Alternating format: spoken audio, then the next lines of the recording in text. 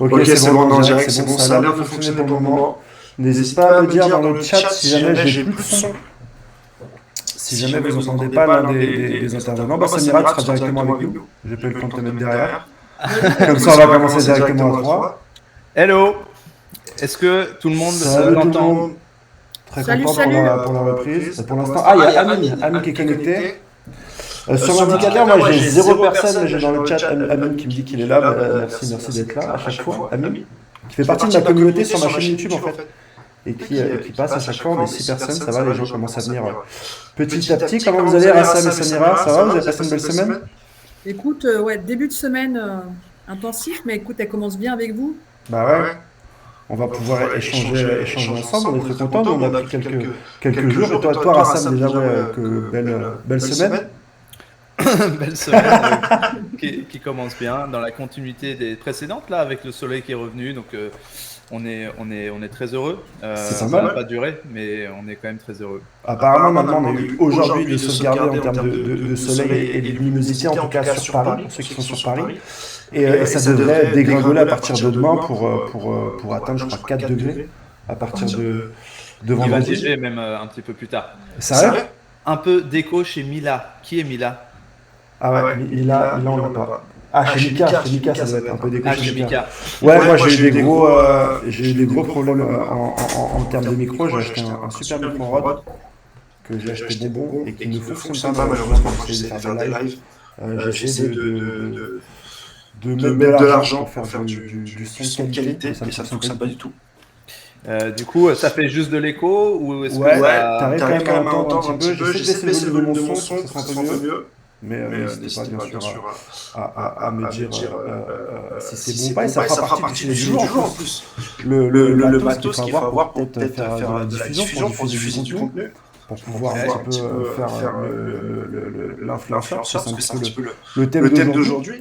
On reçoit Samira, qui est spécialisée un petit peu dans l'influence. Elle a une certaine vision du marché. C'est un peu démoniaque comme mot. Je suis d'accord avec toi. C'est un peu démoniaque, mais ça traduit quand même une certaine barbarie. Il y a beaucoup d'écho. Ah oui, ça continue. On t'entend en double carrément. Ok, d'accord. Est-ce que comme ça va mieux? Là, normalement, ça devrait aller mieux. Dites-moi si comme ça va mieux ou pas. S'il y a un peu moins d'écho comme ça. Mieux. Ouais, mieux, c'est bon, j'ai trouvé.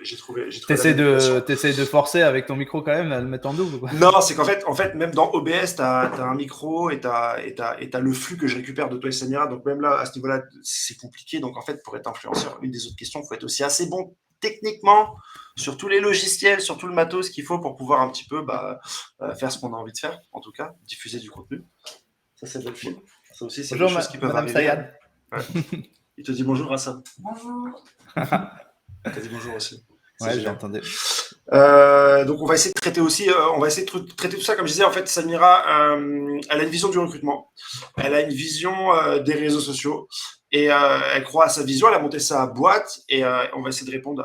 Elle va nous aider en tout cas à répondre à une question. Est-ce qu'aujourd'hui, vu un petit peu la complexité du marché, est-ce qu'aujourd'hui les recruteurs doivent-ils devenir influenceurs et notamment créer une communauté, diffuser du contenu et quelque part aller attirer les talents en devenant des personnalités, en devenant un petit peu des créateurs de contenu. J'essaie de trouver un petit peu des synonymes d'influenceurs. Et on va également parler un petit peu du retour d'expérience de moi de Rassam et moi, à travers Recruiter in the House, mais aussi à travers l'expérience que Rassam a eu avant, parce que ça fait quand même pas mal de temps que Rassam communique sur les réseaux sociaux, notamment sur LinkedIn, à travers des posts, à travers des vidéos, à travers de l'humour, à travers pas mal de choses. Et on va essayer de voir aujourd'hui, en toute honnêteté, si c'est quelque chose qui fonctionne. Si on a des retours, Samira, à travers sa boîte, je pense qu'elle aura pas mal de matière à nous communiquer, mais également moi et Rassam en particulier à ce propos-là.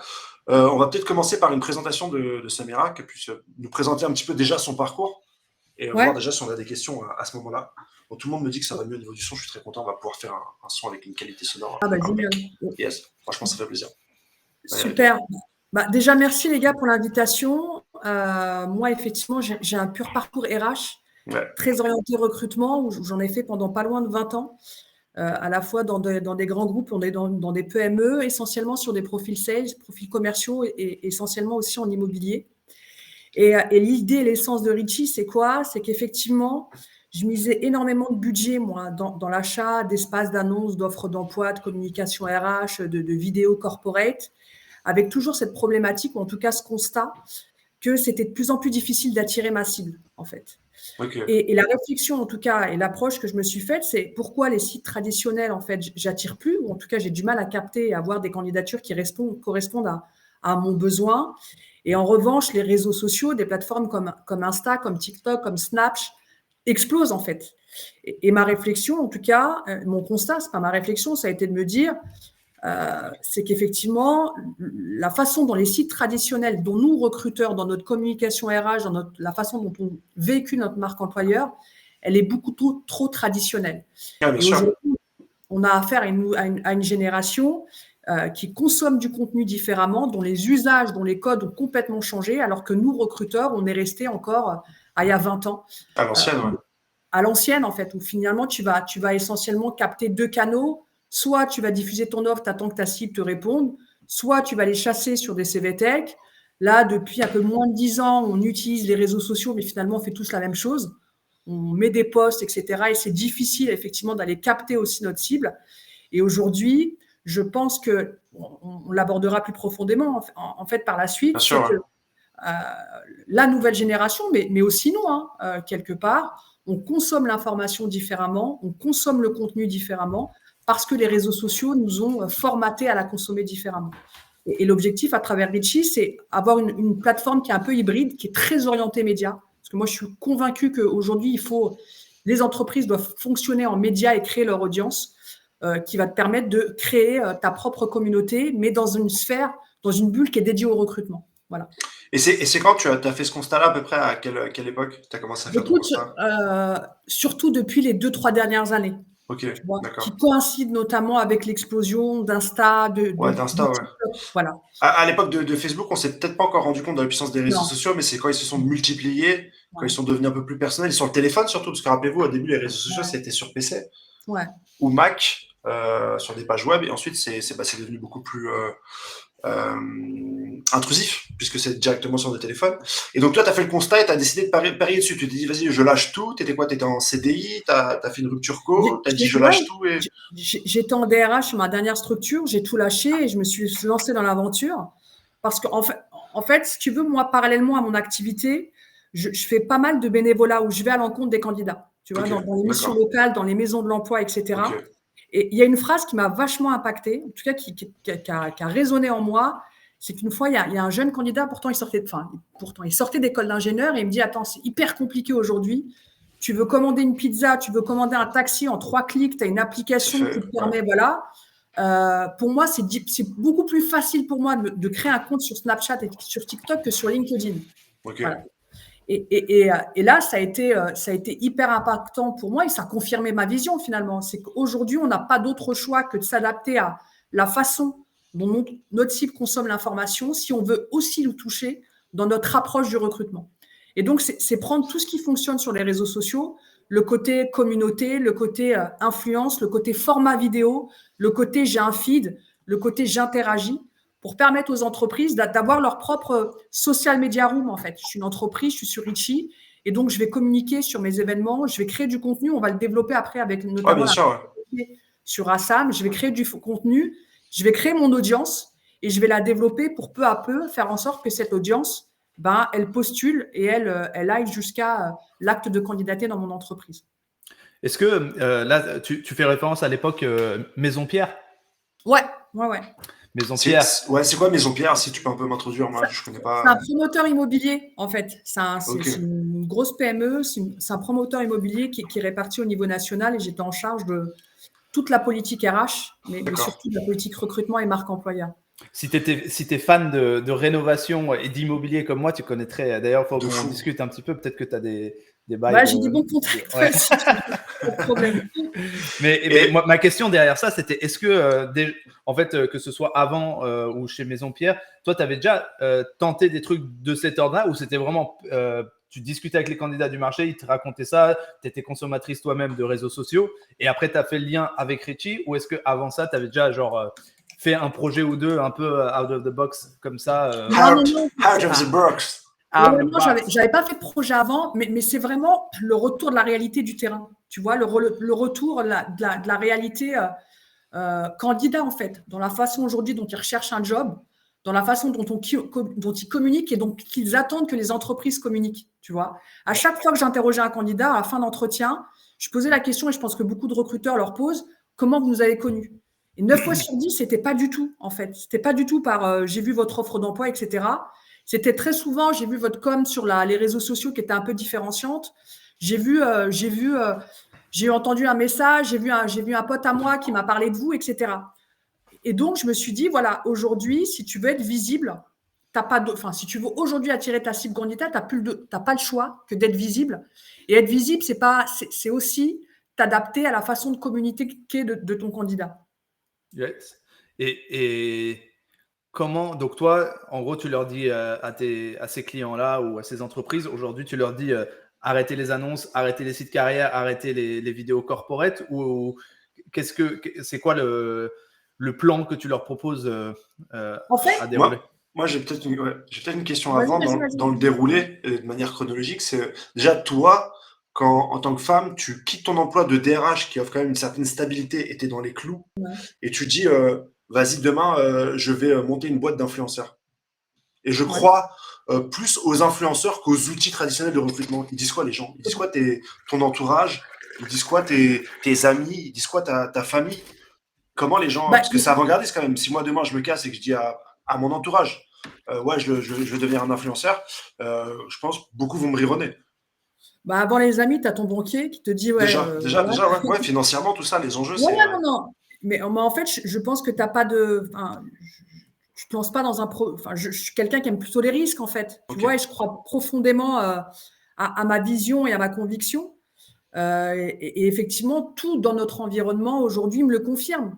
Voilà, quand tu vois notamment une plateforme comme TikTok, qui encore il y a moins de 2 ans, tu disais c'est une plateforme pour adolescents et honnêtement, c'est juste l'effet tendance et ça va faire pchit, et qu'aujourd'hui, la part des 25-40 ans, elle explose, où tu as de plus en plus de contenu instructif et tu as de plus en plus de boîtes qui communiquent dessus. Je me dis que je ne suis pas totalement à côté de la plaque, en fait. Voilà. Je ne suis pas totalement à côté de la plaque. Je prends mon exemple concret. Peut-être que j'empiète un peu sur le sujet de la fin, mais moi, depuis que je communique pour ma boîte et par rapport à ma vision que j'ai du recrutement sur LinkedIn, j'ai à peu près, on en parlait quand je préparais cette émission, j'ai à peu près 30 à 40 messages par semaine de candidats en poste, très souvent, de tout secteur d'activité, pas forcément l'immobilier, qui me disent « Est-ce que vous avez une boîte à nous recommander ?» Voilà. Okay. C'est des candidats pour lesquels il y a encore moins de 2 ans, j'investissais des sommes folles en passant par des cabinets de chasse, etc., pour aller les capter, en fait. D'accord. Et tu penses que c'est quoi? C'est du coup, eux, ils sont à la recherche on en parlait plusieurs fois, c'est l'authenticité qui se dégage de cette façon de communiquer, ou genre ils attendent que tu leur donnes un filtre de c'est quoi les endroits où il fait bon vivre, bon travailler? Ouais, il y a cet aspect-là, mais au-delà de l'authenticité, Rassam, il y a la visibilité. Tu vois ce que je veux dire? C'est-à-dire que un candidat qui est en recherche d'emploi aujourd'hui, qui soit en veille ou en recherche active, qu'est-ce qu'il a comme choix aujourd'hui? Mis à part scroller les offres d'emploi, qui se ressemblent toutes, voilà. Quand il va avoir une offre d'emploi qui l'intéresse, il va aller éventuellement sur le site carrière de la boîte, sur LinkedIn, mais il n'a pas plus d'infos, en fait. Voilà. Et l'objectif de Richie, c'est vraiment... Je vais peut-être poser une question, Michael. Non, je mettais juste en parenthèse, il y a aussi l'option Welcome to the Jungle qui existe. Qui permet effectivement d'avoir un peu plus d'infos sur la vidéo, etc. de la boîte. Ils n'ont pas de concurrence, c'est fou. Ouais, ils n'ont pas de concurrence. Moi, l'objectif, c'est passer un cap au-dessus, tu vois, parce que le candidat aujourd'hui, ce qui l'intéresse, c'est la culture d'entreprise. Après, on aura peut-être l'occasion de le développer. La rémunération, l'environnement, le sens, la vision, les valeurs. Et en fait, pour rejoindre un peu le sujet principal, c'est qu'en fait, tous ces candidats-là, quand ils sont sur Instagram, sur TikTok, ça nous a formaté à faire partie un peu tous les jours du quotidien des influenceurs qui suivent, etc. Et donc, cette notion d'avoir accès aux coulisses, elle devient fondamentale. On le voit, 91% des candidats, elle est folle la stat, veulent avoir des informations sur l'entreprise, avoir accès aux coulisses de l'entreprise avant de pouvoir postuler. Et donc, il y a ce besoin d'interaction et j'allais dire d'immersion avant même d'avoir postulé à l'entreprise. Et ça, c'est hyper important de en tout cas, il y avoir une prise de conscience dans l'entreprise de considérer comme le candidat comme étant un futur collaborateur, en fait. Et je pense qu'il y a un vrai focus ces dernières années qui a été fait sur le fait de fidéliser des collaborateurs, etc. Et on a complètement occulté la partie candidat. J'ai 2 questions déjà qui sont dans le chat et qui sont hyper pertinentes. Peut-être qu'on avait prévu d'y répondre après, mais je te propose, Rassam, de les poser. Vas-y. Ouais, top. Il y a Silania qui nous pose une question qui est très pertinente, surtout pour les petites boîtes, et tu vas me dire si dans tes clients, tu as déjà ressenti ça. Un recruteur influenceur n'a-t-il pas le risque de faire de l'ombre à sa boîte? Écoute, je pense que ça peut être... Faire l'ombre à sa boîte, je pense que ça peut être une arme puissante si le recruteur, dans les valeurs et dans les convictions qu'il véhicule et qu'il transmet, sont en lien avec la boîte. Tu vois? Après, par contre, je pense que ça peut être le revers de bâton si effectivement le recruteur, dans ce qu'il véhicule, dans sa com, dans son contenu, etc., est totalement contraire avec la réalité de l'entreprise. Avec les valeurs, si elles sont différentes. Toi, par exemple, Rassam, quand tu fais de la com et que tu te montres beaucoup, est-ce que tu as ressenti, est-ce que même dans d'autres boîtes, ou est-ce que tu as eu des témoignages où en fait, des fois, des gens, ils s'intéressent peut-être plus à Rassam qu'à Doctolib dans ton cas actuel, ou qu'à d'autres boîtes? Comment est-ce que tu gères C'est une question, elle est épineuse, hein, Rassam. Ouais, non, mais si j'arrive au point où les gens s'intéressent plus à moi qu'à Doctolib, putain, j'ai fait fort. Mais en fait, je vois bien la question et je vois bien. Ou toi, par rapport à d'autres recruteurs, c'est une question qui est intéressante. Oui. Et puis la deuxième partie, elle est intéressante aussi. En gros, je la cite, c'est en gros, une fois que le recruteur influenceur, s'il se bat, en gros, qu'est-ce qui se passe? En gros, il part avec un peu sa communauté, ouais. Donc moi, je pense que pour répondre à la question, à partir du moment, comme disait Samira, si le message que le recruteur il véhicule, il est en phase, même s'il le décline, c'est pas forcément 100% aligné, il peut, et je trouve que c'est même plus intéressant de dire, voilà, ça c'est à peu près la direction de ma boîte. Moi, la façon dont je le perçois par rapport à qui je suis, c'est ça. Et du coup, c'est là où les candidats vont se retrouver en mode, moi, je veux pas m'aligner à 100%, je veux rester moi-même et percevoir ça de mes chaussures. Donc, je trouve que là-dessus, c'est plutôt cool. Et même si le recruteur, on va dire, il attire un peu l'attention, il est sous les projecteurs, au final, c'est quand même sa marque employeur, entre guillemets, sa marque métier qui peut en… Après, le jour où il part, c'est sûr que si l'entreprise, entre guillemets, en question, on va dire, a mis tous les œufs dans le même panier, ou que tout reposait autour d'une personne et que la création de contenu, elle n'a pas été, on va dire, inculquée à tout le monde, que tout le monde ne s'est pas emparé, je trouve, de ça. Évidemment, c'est dommage.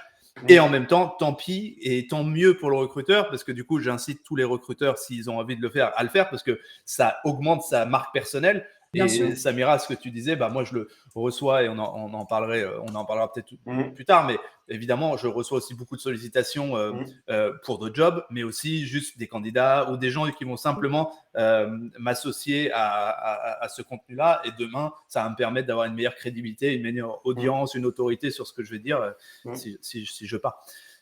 Il y a énormément de questions, hein, mais c'est vraiment ça. Il y a aussi une qui me vient, c'est que est-ce que finalement, on pose la question à l'envers.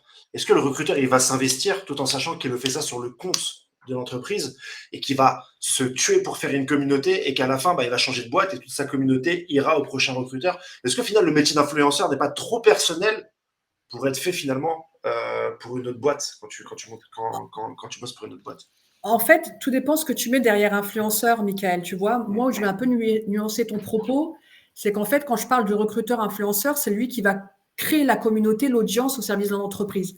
Mais en fait, cette stratégie de contenu, etc., si tu veux, lui, ça va être un peu le porte-étendard, un peu le blason, mais il va construire avec le service marketing, les opérationnels, etc., la stratégie de contenu. Ce qui va finalement intéresser un candidat, c'est pas tant le recruteur en lui-même, c'est effectivement la proposition de valeur qu'il va avoir avec le candidat, la façon dont il communique, le contenu qu'il donne, s'il est pertinent, etc.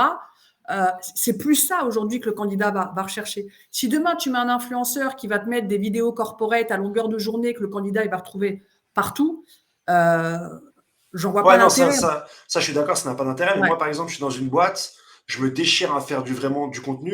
Au bout d'un moment, ça marche. Je vais me dire, attends, mais moi aussi, je suis enchaîné parce que j'ai mis énormément d'énergie dans la communication de la boîte. j'ai mis énormément de créativité. Comme tu as dit, j'ai pas fait des trucs corpo. Bonjour, nous allons tous recruter ensemble, main dans la main. Non, je mets une vraie énergie. Je fais des sketchs un peu comme Rassam. Demain, je pars. C'était déjà un petit peu un sketch. Exactement. La chute. Demain, je pars de Recruiter in the House.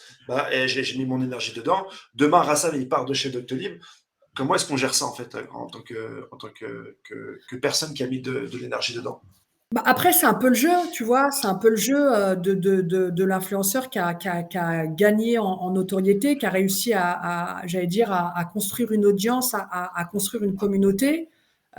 L'objectif, c'est ensuite à l'entreprise de reprendre le relais derrière. Ouais. Mais si effectivement, même s'il a créé une audience, tu peux être sûr qu'au début, cette audience, ça va forcément servir à l'entreprise, en fait. Mais après, c'est le jeu. Et là où j'interpelle à travers mes posts sur LinkedIn pas mal de recruteurs à prendre la parole, à partager leurs convictions, etc. Parce que moi, j'en suis convaincu. On se donne rendez-vous, si vous voulez, dans 4-5 ans. Je vous paye un resto si ça marche. Je suis méga chaud. Il a méga faim. Ouais, non, pas de souci. Quand c'est gratuit, quand c'est gratis, frérot, quand c'est gratis, je serai là. C'est que demain, si tu as réussi à avoir une vraie audience, à créer une communauté autour de toi, en tant que recruteur, enfin, tu es dans une approche demain pour te positionner dans d'autres structures ou dans d'autres entreprises qui n'est plus du tout la même avec celle qui est celle aujourd'hui. Tu as des recruteurs aujourd'hui, j'en suis convaincu, qui ont un talent, etc., mais qui ne peuvent pas aujourd'hui l'exprimer parce que pas les outils, pas en accord avec la direction générale, etc. Et donc ça, c'est hyper important. Je propose un petit, parce que ça part dans plein de trucs intéressants, de regarder un petit peu ce qui se passe dans les commentaires. Et moi, je voulais ensuite rebondir sur ce qui a été dit. Il y a plusieurs personnes dont Lovely's Baby, Lovely Baby, je crois, je prononce peut-être mal, qui dit que ça lui a été reproché auparavant de justement prendre un peu trop la parole, etc. Mais qu'en même temps, ça a clairement boosté son employabilité. Et du coup, Antoine disait aussi qu'effectivement, tout ça, ça pouvait, il fallait pas le limiter aux recruteurs. Et comme tu disais, Samira, c'était les opérationnels et puis les équipes, le marketing, forcément. Exactement. Et c'est là où on pourra en parler peut-être tout à l'heure. On passerait de la marque employeur à la marque métier, c'est-à-dire de dire ok, chaque service a son propre contenu niche à partager, et ça on rentre dans un second degré. Du coup, Antoine, on lui demandait si du coup c'est comme un banquier privé, un recruteur, parce qu'il change de boîte avec son portefeuille candidat. Ça on aurait toujours pu le dire avec le fameux dossier de shortlist candidat de toute façon. C'est déjà un métier où tu capitalises sur une communauté ou sur un vivier, on appelait ça un vivier, et que tu vas transporter, j'imagine, d'une entreprise à l'autre, forcément. Ouais. Lovely Sabi, Sabrina, Sabi, Sabo, ça va. Ok, cool. Moi, ce que je voulais peut-être rebondir, c'est parce qu'il y en a plein qui, en fait, on rigole, on rigole toujours du côté, on va pas faire les trucs un peu boring, le truc corporate et tout, mais il y a des personnes peut-être, à juste titre, ils se disent, mais qu'est-ce qui est boring, qu'est-ce qui est nul, qu'est-ce qui est authentique, qu'est-ce qui ne l'est pas? Est-ce que tu peux nous donner, toi, des exemples, Samira, par exemple, de choses, tu dis, ça, arrêtez de faire ça, ça, faites-le plus comme ça, etc.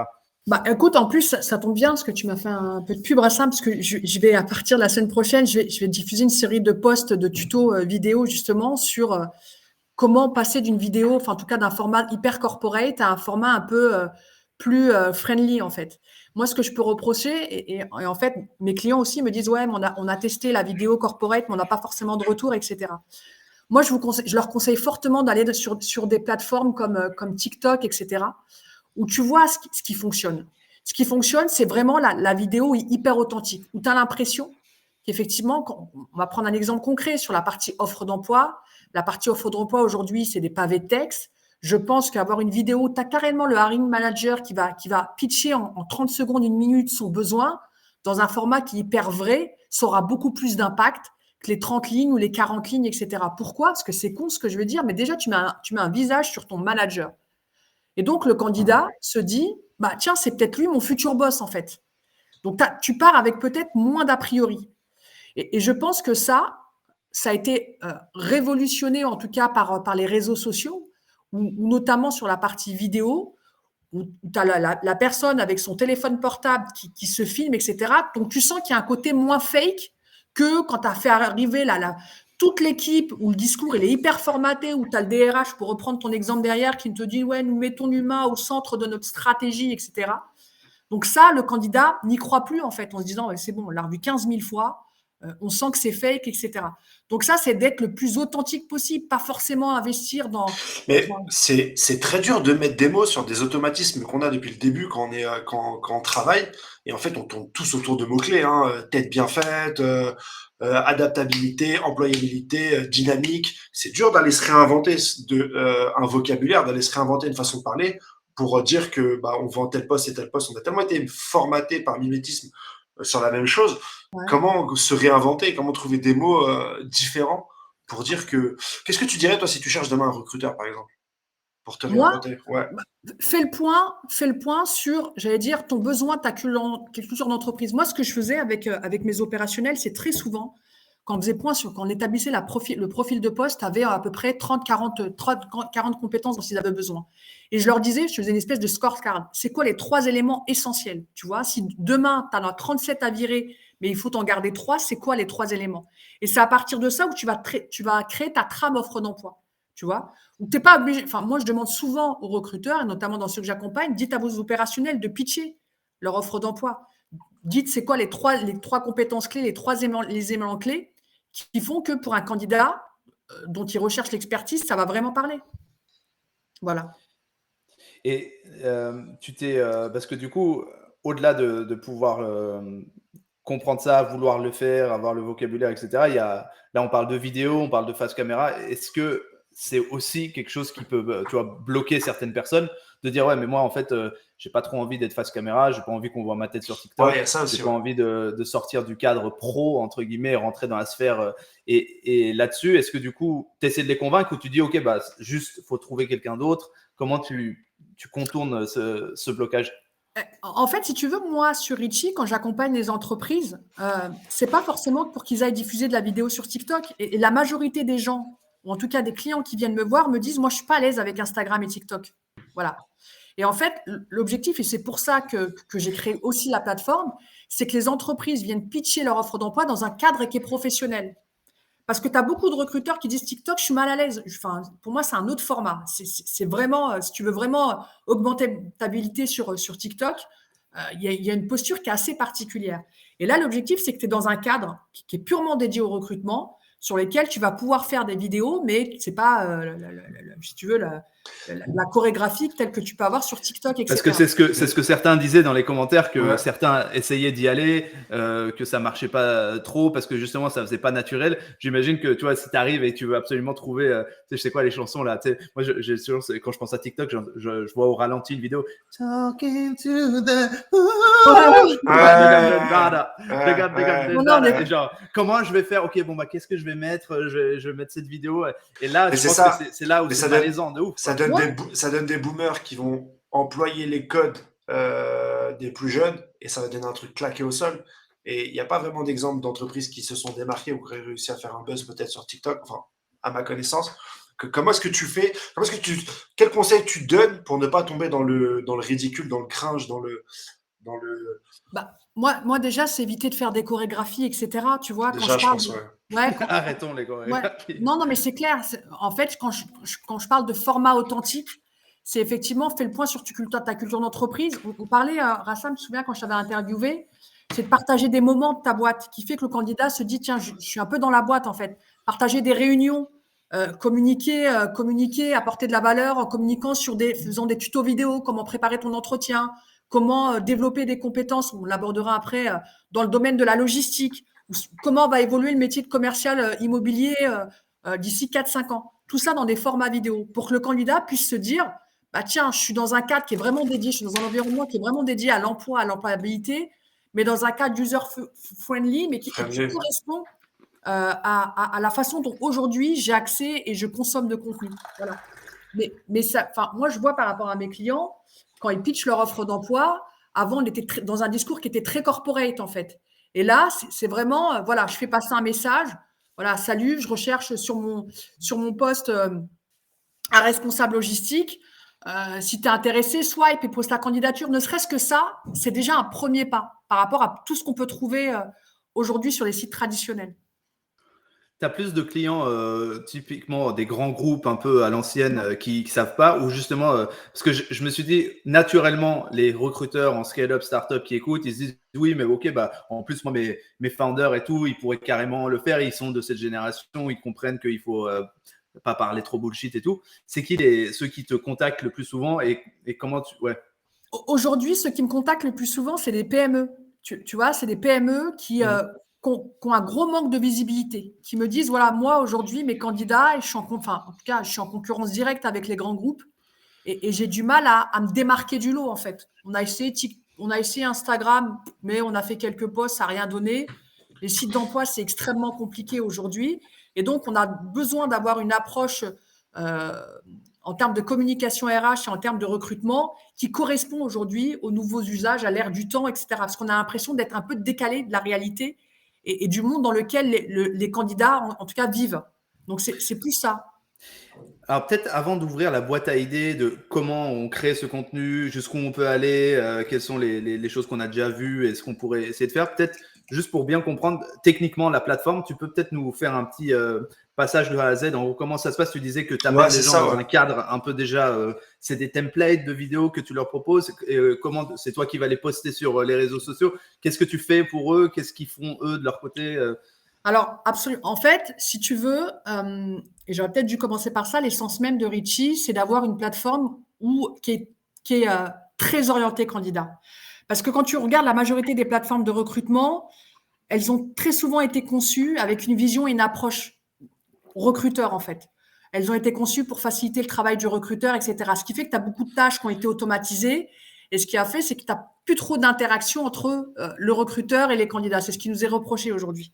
Et moi, ma réflexion, ça a été de me dire, on va avoir un outil sur lequel le candidat, on va jouer sur 3 leviers. Un, lui simplifier sa recherche d'emploi. Parce qu'aujourd'hui, quand il recherche un job, il va aller sur 15 000 plateformes, mettre des notifs, etc.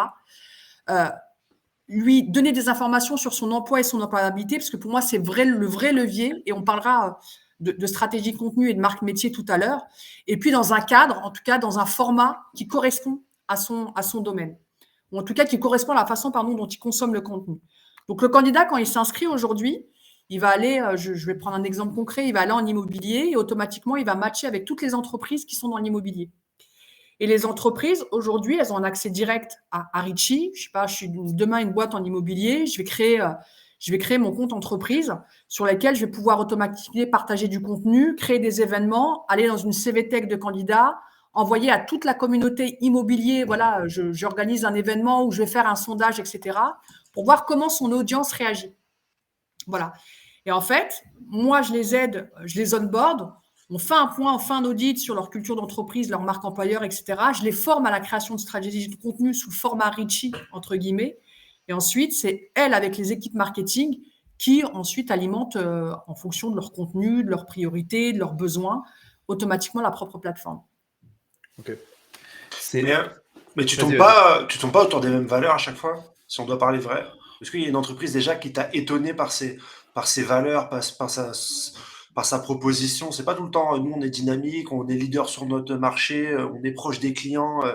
Au final, à la base, c'est pas déjà du wording en fait, par lequel on devrait commencer, comme les copywriters, ça s'appelle, c'est ça? Tu vois, ce qui m'a étonné, c'est que les clients que j'accompagne, Michael, tu as beaucoup de boîtes qui proposent un environnement hyper sain. Tu vois, enfin, des conditions qui sont. Est-ce que j'ai une boîte qui t'a déjà dit, ouais, nous, en fait, on est malsain. Notre truc, c'est qu'on est malsain. Donc, malsain l'assassin. Alors, nous, on fait grave de l'argent, on paye bien, mais notre kiff, c'est nous, on est malsain. Tu vois, on a tous les mêmes. Dans les influenceurs qui ont réussi à se différencier et se démarquer, c'est finalement ceux qui ont réussi à apporter quelque chose de différent, de nouveau, de rafraîchissant. Est-ce qu'on a ce rafraîchissement en entreprise? C'est ça peut-être ma question. Je pense qu'on l'a. C'est même pas je pense, je suis convaincue, mais on ne sait pas comment le traduire aujourd'hui. Exactement. Tu vois, on ne sait pas comment le traduire. J'ai échangé tout à l'heure avec une RH. On est tous conscients qu'en termes d'outils de recrutement, on a la fin d'un modèle. Ouais. Voilà. Mais on ne sait pas aujourd'hui, en tout cas, moi, c'est la problématique, la majorité des entreprises que je communique, ils disent TikTok, très particulier, c'est pas pour nous. Instagram, on a fait. LinkedIn, pareil. Voilà. Les offres d'emploi, ça ne nous permet pas de partager le quotidien, etc. OK, on a notre site carrière, on essaie de l'améliorer. Oui, mais si ton site carrière, il n'est pas identifié par le candidat, pas visible non plus. Voilà. Et là, l'objectif, c'était vraiment de leur créer une espèce de media room sur lequel eux, ils vont pouvoir augmenter leur visibilité, partager la stratégie de contenu dans un format qui parle à leur cible. Et ça, c'est hyper important. Et pour bien comprendre, toi, tu fais du retargeting de leur audience et tu leur repousses leur contenu à des audiences cibles. C'est-à-dire que moi, je suis candidat, je connais pas, j'ai pas besoin d'avoir. Est-ce que j'ai besoin d'avoir un compte sur Ritchie pour pouvoir voir leur contenu, ou c'est parce que je suis en train d'aller dans mon contenu hashtag immobilier, mes contenus préférés sur TikTok, que je vais tomber sur une des vidéos non, pas du tout. En fait, c'est le même principe que Welcome to the Jungle. En fait, je vais aller sur la plateforme Ritchie, je vais créer mon compte, voilà, et en fonction du métier que je recherche, je vais arriver sur un feed où tu auras toutes les boîtes qui partagent le même centre d'intérêt professionnel, que je vais pouvoir candidater, liker le contenu, m'inscrire à des événements, poser des questions sur le feed de l'entreprise, etc. Yes, ok. Du coup, ce que toi tu peux vendre à un moment donné, quand je dis vendre, c'est mettre à disposition, c'est aussi le nombre d'abonnés ou de candidats potentiels inscrits. Exactement. Là, aujourd'hui, tu en es où là-dessus? Tu as pris le schéma inverse, j'imagine, quand tu démarres, ou tu demandes d'abord à certaines entreprises d'y venir et de créer du contenu pour attirer d'autres candidats, ou est-ce que tu as déjà des candidats les deux, en fait, tu vois, les deux. L'objectif, c'est d'attirer le candidat en leur disant, il y a une plateforme qui correspond à votre monde, en fait, qui vit à la même époque que vous, en fait. Et puis, tu as des entreprises, la plateforme, elle a moins de 2 mois. Donc, aujourd'hui, c'est la version bêta qui existe. C'est de dire aux entreprises, moi, je vous propose une autre façon de recruter. Voilà, une façon qui correspond plus aujourd'hui à la génération digital native, etc. Donc, venez et vous verrez à quel point l'impact, il va être hyper important. Mais mis à part peut-être, comment il s'appelle ton ami Rassam qui a fait une vidéo là hyper intéressante où ils ont repris les codes de The Office. Il fait intervenir les différentes personnes de sa boîte et chacun un peu pince sans rire. Chez Figures. Chez Figures. Ouais. C'est Virgile qui a fait ça chez Figures. Virgile qui a fait ça. Je sais pas si Samira, si tu vois la vidéo dont on parle. Ouais, je vois la vidéo. Où lui, il a vraiment trouvé comment mettre en avant plutôt les défauts de son entreprise, ou en tout cas les choses qu'il n'a pas encore acquis, parce qu'il n'a pas encore levé, parce qu'il n'a pas encore de baby-foot, etc. Et lui, il a réussi quelque part à vraiment être honnête en trouvant un petit peu le bon ton, avec un petit peu un humour à la The Office, etc. Mais c'est vrai que mis à part, et ça, je pense que c'est un gros travail marketing en amont, mais mettre sur les épaules d'un simple recruteur la lourde tâche de créer une communauté en se réinventant tout en restant un petit peu dans notre dogme parce qu'il ne faut pas trop dépasser. Aujourd'hui, ça ressemble quand même à quelque chose d'assez compliqué. Et là où sur LinkedIn, les gens arrivent un petit peu à faire créer de la communauté, c'est en disant peut-être des généralités ou en poussant le curseur de l'émotion à fond, en disant oui, moi j'ai 300 candidats et c'est difficile de répondre à tout le monde, mais j'essaie quand même de donner un petit conseil. Regarde, Mickaël, l'exemple que tu viens de donner, il est juste révélateur, il est juste excellent. Tu vois, Figures, tu l'as retenu. De fou. Tu vois, voilà, parce qu'il a utilisé un format qui est impactant. Le message est passé. Je suis sûr que le mec de Figures, il aurait fait ça, une espèce de blog avec un texte sous forme de newsletter.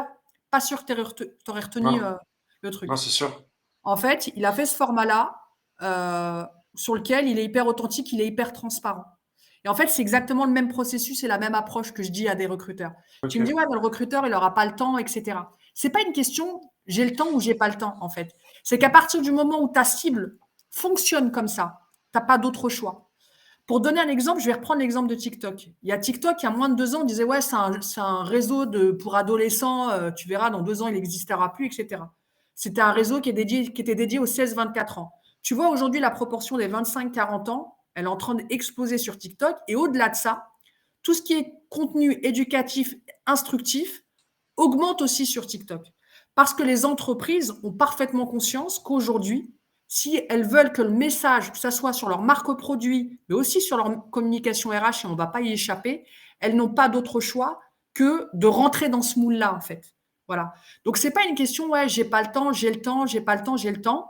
On voit aujourd'hui que les sites d'emploi qui sont complémentaires, je ne dis pas oublier les sites d'emploi, etc., parce qu'aujourd'hui, c'est quand même pourvoyeur de candidatures, mais que ça ne suffit plus, en fait. Ça ne suffit plus parce que la façon dont sont organisés les sites traditionnels ne correspondent pas à la façon dont les candidats fonctionnent, tout simplement.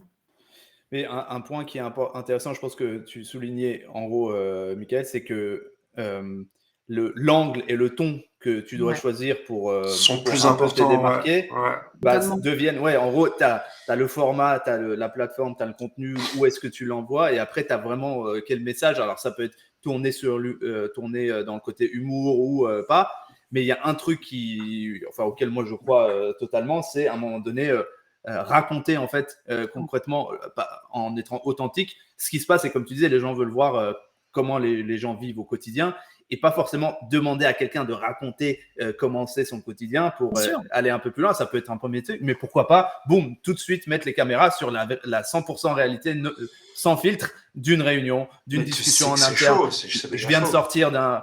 Ouais, non, mais en fait, et c'est là tout je pense, la problématique, parce que, si tu es recruteur tout seul, tu vas faire ça, tu vas te faire taper sur les doigts, ou si tu es un dirigeant toi-même, en fait, tu as envie de le faire, mais tu sais pas si tu peux, etc. Il y a quand même beaucoup d'avantages, je trouve, à raconter ton histoire, raconter le process, pas attendre d'avoir un résultat fini, d'avoir des achievements, etc. Et même raconter ta vulnérabilité, raconter tes échecs, raconter ces trucs-là. Tu as une certaine forme d'audace. Aujourd'hui, même quand la vidéo, j'ai beaucoup aimé la vidéo que tu as faite pour Recruiter in the House, et tu as pris une énorme liberté à un moment donné à dire je vais faire une pub au milieu, etc. Et tu as un petit peu aussi, il y a beaucoup d'acting chez toi, c'est pas ta première fois devant une caméra, tu es hyper à l'aise, mais ça aurait pu ne pas marcher, ça aurait pu être ridicule, ça aurait pu mal donner. Au final, ça a rendu un très beau rendu, mais tu as passé déjà pas mal de barres psychologiques. Comment est-ce que tu amènes un nouveau candidat à dire vas-y, lâche-toi en vidéo, va sur de l'humour, va sur le montage? Est-ce qu'ils déjà ils ont les compétences au niveau acting, au niveau logiciel? C'est sûr que Samira peut peut-être donner des exemples concrets. C'est quoi les barrières, toi? C'est quoi les principales les barrières que tu peux avoir quand tu vas expliquer un peu ta valeur ajoutée aux gens ou ton idée? En fait, tu vois, je vais répondre déjà à la première question, Michael. Quand on parle de stratégie contenu, et ça, c'est quelque chose qui m'est souvent remonté par mes clients. Ils voient tout de suite un peu, la vidéo hyper décomplexée, où j'ajuste sur de l'humour, etc. Je fais montrer un peu mon entreprise, etc. Ça, c'est 20%. Ce que je leur dis souvent, c'est 20% de ta stratégie de contenu. Les 80% restants doivent être dédiés à attirer ta cible candidat. Et c'est quoi ta cible candidat? Et on va parler de marque métier. Je répondis, mais c'est hyper important parce que tu es quand même sur un site dédié à l'emploi et tu es un site dédié au recrutement.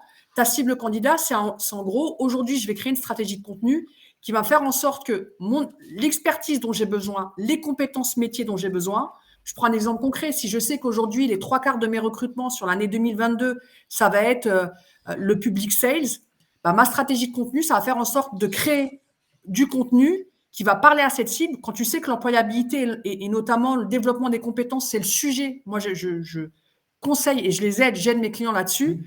C'est pas fait ukulélé devant ton baby-foot en disant chez nous c'est fun, venez postuler. C'est absolument pas ça en fait. C'est comment moi, entreprise, dans le contenu et dans la proposition de valeur que je vais apporter à mes candidats, faut que je fasse en sorte que d'ici les 3-4 mois, je sois considérée comme l'entreprise de référence dans cette matière-là. Tu vois, je suis une boîte en immobilier, j'ai un plan de recrutement de 100 commerciaux en immobilier.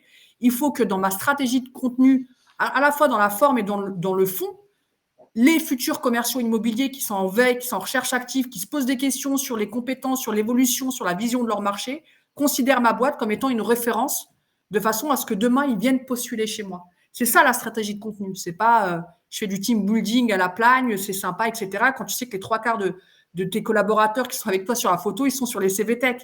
C'est absolument pas ça.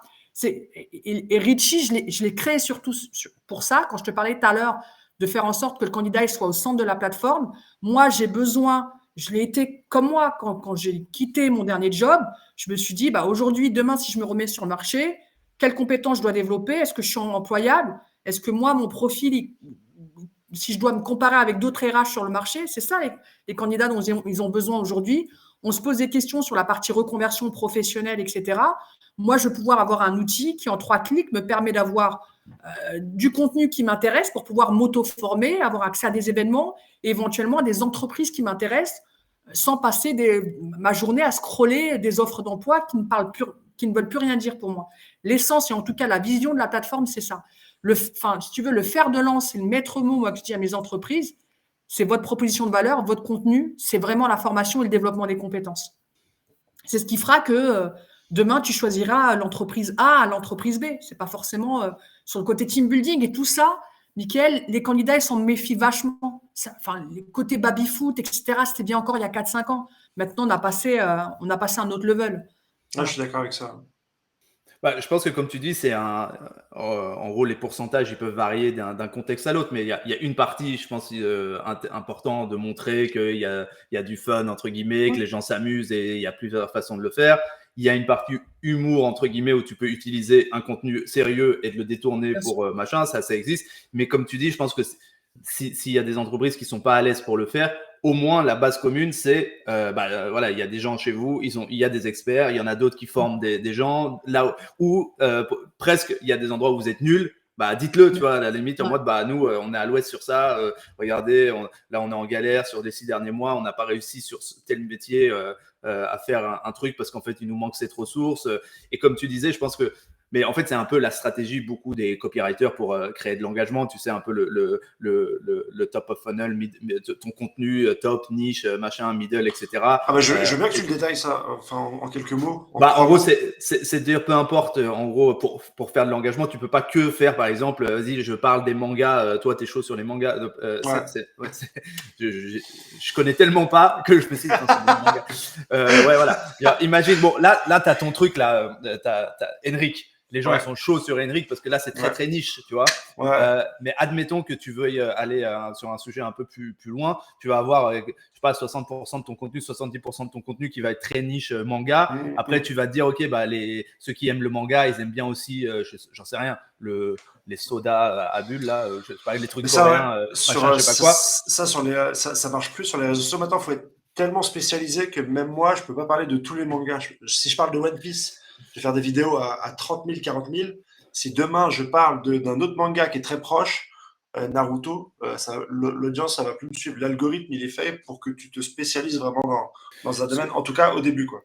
Là, si on le renvoie à, par exemple, une marque employeur, marque métier, tu peux te dire que ton candidat niche, il est intéressé par des sujets de la finance très pointus sur tel logiciel de la finance. Et tu peux dire, par exemple, nous, on est en ce moment en train de réfléchir à quel logiciel machin, on galère, voici ce qu'on a appris pendant qu'on cherchait à mettre en place, ou telle personne chez nous va nous dire les meilleurs tips pour gérer ce logiciel. Ça, c'est quand même assez niche. Mais après, ton candidat qui est intéressé par ça, a priori, c'est un salarié en CDI qui peut aussi être intéressé à savoir, c'est comment choisir entre CDI et freelance et salariat.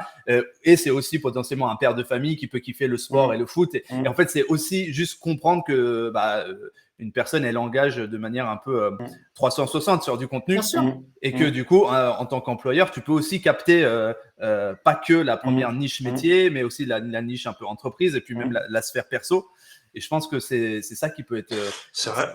Et notamment, pour revenir au sujet principal qui est le recruteur, je te pose la question, Mickaël, qui de mieux qu'un recruteur aujourd'hui? On est l'élément central, le recruteur ou le service RH, tu vois. Je parle beaucoup de recruteurs, mais c'est le service RH.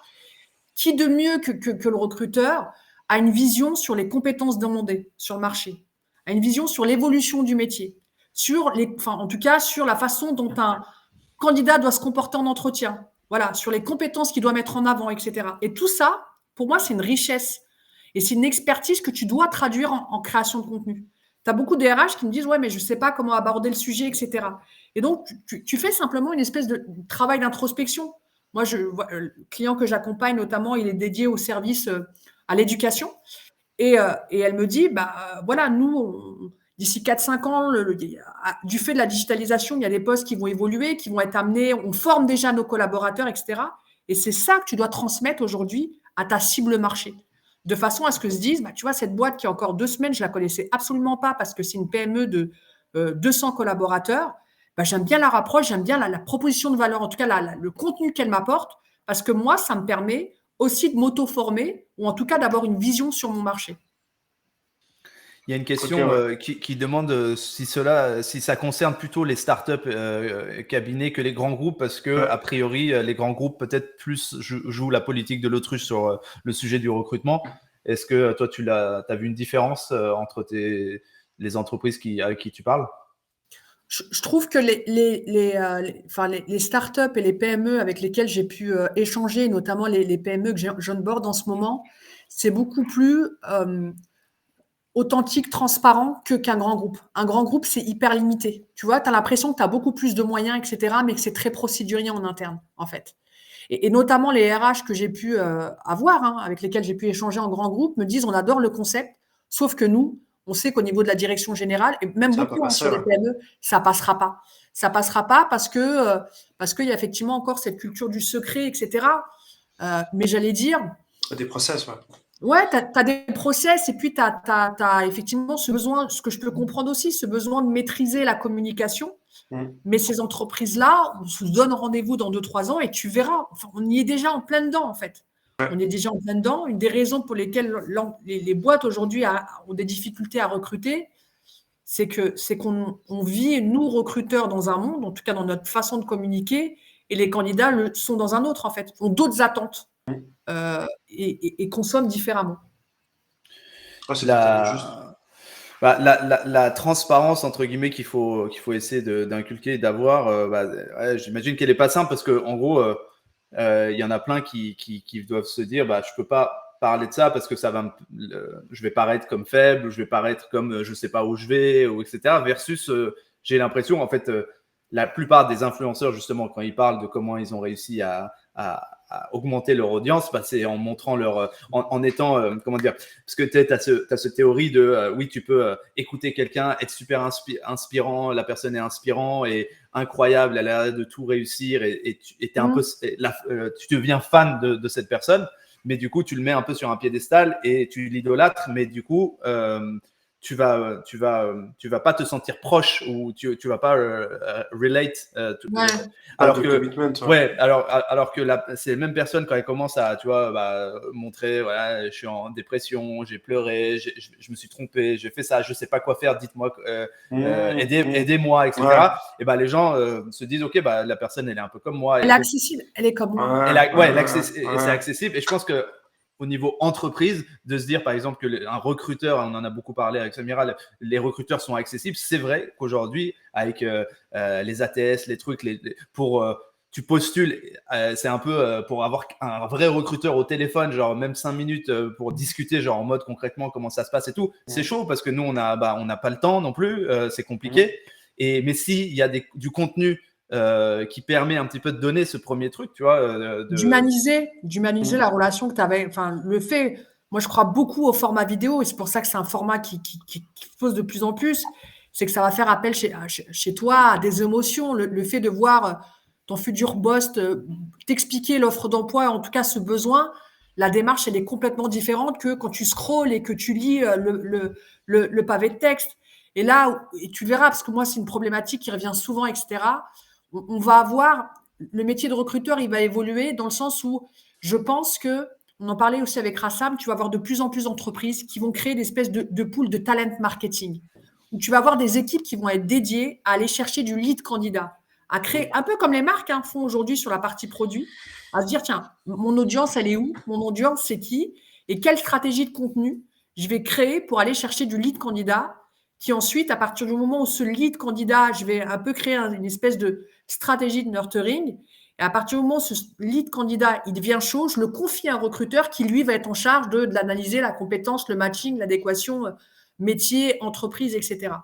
Mais je pense que tout ce qui est talent marketing, et je parlais la dernière fois sur mon poste de growth marketer, ça va être vraiment des vrais métiers qui vont émerger. Voilà, qui vont vraiment être en charge d'aller chercher ta cible, ton audience, etc.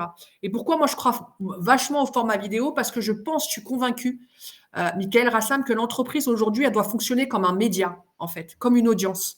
Voilà, je véhicule sur ma vision, mes valeurs, je t'apporte de la valeur, je t'apporte du contenu pertinent, etc. pour peu à peu gagner en visibilité, ça c'est le premier levier, et attirer sa cible pour pouvoir la transformer et en faire des collaborateurs. Ouais, non, mais c'est super intéressant. Nous, on a une équipe justement qui commence à s'organiser chez Docto autour de ça, justement, qui s'appelle Talent Marketing. Euh, et en fait, le concept, il est évidemment pas nouveau. Et je pense que au niveau B2B ou B2C, même sur LinkedIn, moi, j'ai fait une formation de vidéo marketing qui, à la base, sur LinkedIn, et surtout dédié pour ceux qui créent leur business. Je suis boucher, je suis coiffeur, je fais du real estate, machin, et je veux. L'objectif, c'est que je crée du contenu vidéo sur LinkedIn pour que les gens se disent ah ouais, il est expert sur son sujet, ah il a l'air cool, il a l'air sympa, je me sens proche de cette personne, je contacte cette personne, lead entrant pour en savoir plus sur sa boîte et acheter, me faire ma coupe chez lui, me replanter des cheveux à turcu chez lui, etc. Le pendant de ça en tant que recruteur, c'est vrai que nous, notre end goal, elle n'est pas de signer un prospect ou un deal ou de vendre un produit, sauf que ça peut être d'avoir des candidatures, des referrals ou une liste de ex-candidats qui ont officialisé le fait qu'ils étaient intéressés dans tel contenu chez nous et on va faire du recrutement long avec eux, etc. Et je pense aussi que, tu vois, en vrai, c'est complètement. En fait, il y a beaucoup de parallèles entre les deux à faire. Et au final, c'est difficile d'avoir un ROI compliqué quand même dans l'absolu. Mais j'imagine que les plateformes comme Richie et d'autres plateformes, nous, on commence à bosser avec Smart Dreamers, je crois, sont là aussi pour un peu donner le contenu de qui va où, combien de temps il reste sur tel endroit, entre le site carrière, entre tel contenu chez vous, etc. Je regardais un petit peu les questions. Il y a une question de Nage. Pourquoi une telle incompréhension entre recruteur et équipe de talent marketing? Traditionnellement, les deux équipes se demandent ce que l'autre équipe fait. Oui, ça, c'est une vraie question. C'est très pertinent, ça. Ouais. Alors, je ne sais pas s'il y en a beaucoup qui ont des équipes de talent marketing ou communément appelées marque employeur, mais c'est vrai que dans la plupart des boîtes, il peut y avoir une dissonance entre les recruteurs qui sont très je fais mon truc, j'ai besoin tout de suite d'un contenu parce que voilà, je suis en galère sur tel profil. Qu'est-ce que je peux faire tout de suite pour hacker un peu le système et avoir plus de… Alors que les équipes talent marketing peuvent être un peu plus sur des projets, ils ont une roadmap, ils ont parfois aussi une qualité de contenu qu'ils veulent mettre dedans et pas genre juste un truc vite fait à l'arrache. J'avoue que chez nous, c'est aussi souvent un truc qui est à construire, quoi. C'est pas ultra simple, et puis c'est récent quand même, cette équipe. Mais je ne sais pas si tu as des exemples à nous donner, Nage, de ton côté. Et je ne sais pas dans quelle boîte tu bosses. Mais en fait, ça, c'est une problématique. Moi, je l'ai vu sur mes 2 derniers clients. Rassam, c'est une problématique où tu as effectivement le pôle, j'allais dire, branding, marque employeur, etc. Et tu as le pôle recruteur.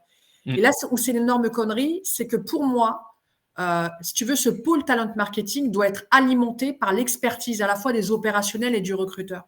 Tu vois, plus ton contenu parlera à ton candidat, plus il lui parlera sur comment améliorer sa recherche d'emploi, sur la vision qu'il a sur son marché, sur comment améliorer son employabilité, etc., plus ton contenu aura de la valeur pour le candidat. Et en fait, ce que je peux reprocher sur beaucoup d'entreprises qui font bien la dissociation entre marque employeur, où ils partagent uniquement la vision, voilà, éventuellement, il y a des infos sur le projet, etc., sur le chiffre d'affaires, etc., mais il y a très peu de contenu. C'est pour ça que, notamment les vidéos corporate où on a toujours les mêmes discours, où le candidat ne se reconnaît pas finalement. Ils disent ouais, ok, super, quelle est ma proposition, quelle est la proposition de valeur qu'il a le contenu par rapport à moi, mon besoin.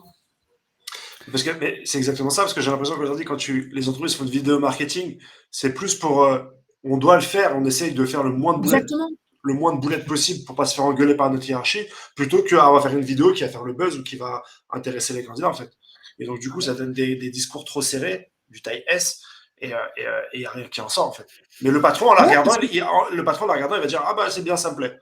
Ouais, mais parce que rien dépasse. Mais on s'en fout du candidat en fait. Je pense que quand un marketeur fait une vidéo, tout ce qu'il veut, c'est de ne pas se faire tacler par son responsable. J'ai l'impression. Totalement. Que tu sois sur YouTube ou sur Instagram, Mickaël, tu vas t'arrêter sur une vidéo parce que le sujet dont parle la vidéo t'intéresse. Il t'intéresse parce que soit c'est une expertise que tu devais développer, soit c'est un sujet qui, toi, t'interpelle, etc. Et donc, moi, ce que je dis aux entreprises, c'est dans votre stratégie de contenu, si elle ne parle pas à l'expertise et à la compétence que vous voulez attirer, C'est-à-dire si elle ne parle pas, si elle ne lui permet pas d'avoir… Là où les influenceurs sont encore plus en avance, c'est que ça ne résonne même pas comme ça. C'est chaque minute. Dans toutes tes vidéos, tu as un dashboard, par exemple sur YouTube. Quand je fais des vidéos YouTube, je sais à quel moment les gens décrochent. Donc, c'est même pas parce que l'intégralité de ma vidéo va être intéressante. C'est ce que cette première seconde-là va être intéressante. Est-ce qu'elle va amener à une deuxième seconde? Est-ce qu'elle va amener à une troisième seconde? C'est pour ça que tu as des zooms, tu es là, salut, non, mais en fait, il faut que je te raconte un truc. Tu as le titre, tu as la charte graphique, tu as le design de l'annonce, etc. Ouais. Et quand tu fais un comparatif entre le design, la charte graphique qui sont utilisées sur du YouTube, sur Instagram, etc., c'est complètement différent de ce que tu peux trouver parfois sur des sites carrières ou sur LinkedIn. Rien que ça, en fait. C'est où tu as un côté, quelque chose dont la nouvelle génération raffole. Et notamment sur LinkedIn, où tu as des trucs qui sont encore très corporate, où tu scrolls, tu swipes. Tu n'as pas le temps. Parce que ça ne te parle absolument pas et parce que ton temps d'attention, il paraît qu'on a le temps d'attention qui est celui comparable à celui d'un poisson rouge. Voilà. Ça. Et donc, si tu n'as pas un message court, impactant, dans un format qui, toi, te dit waouh, je m'arrête, ça me parle. Voilà.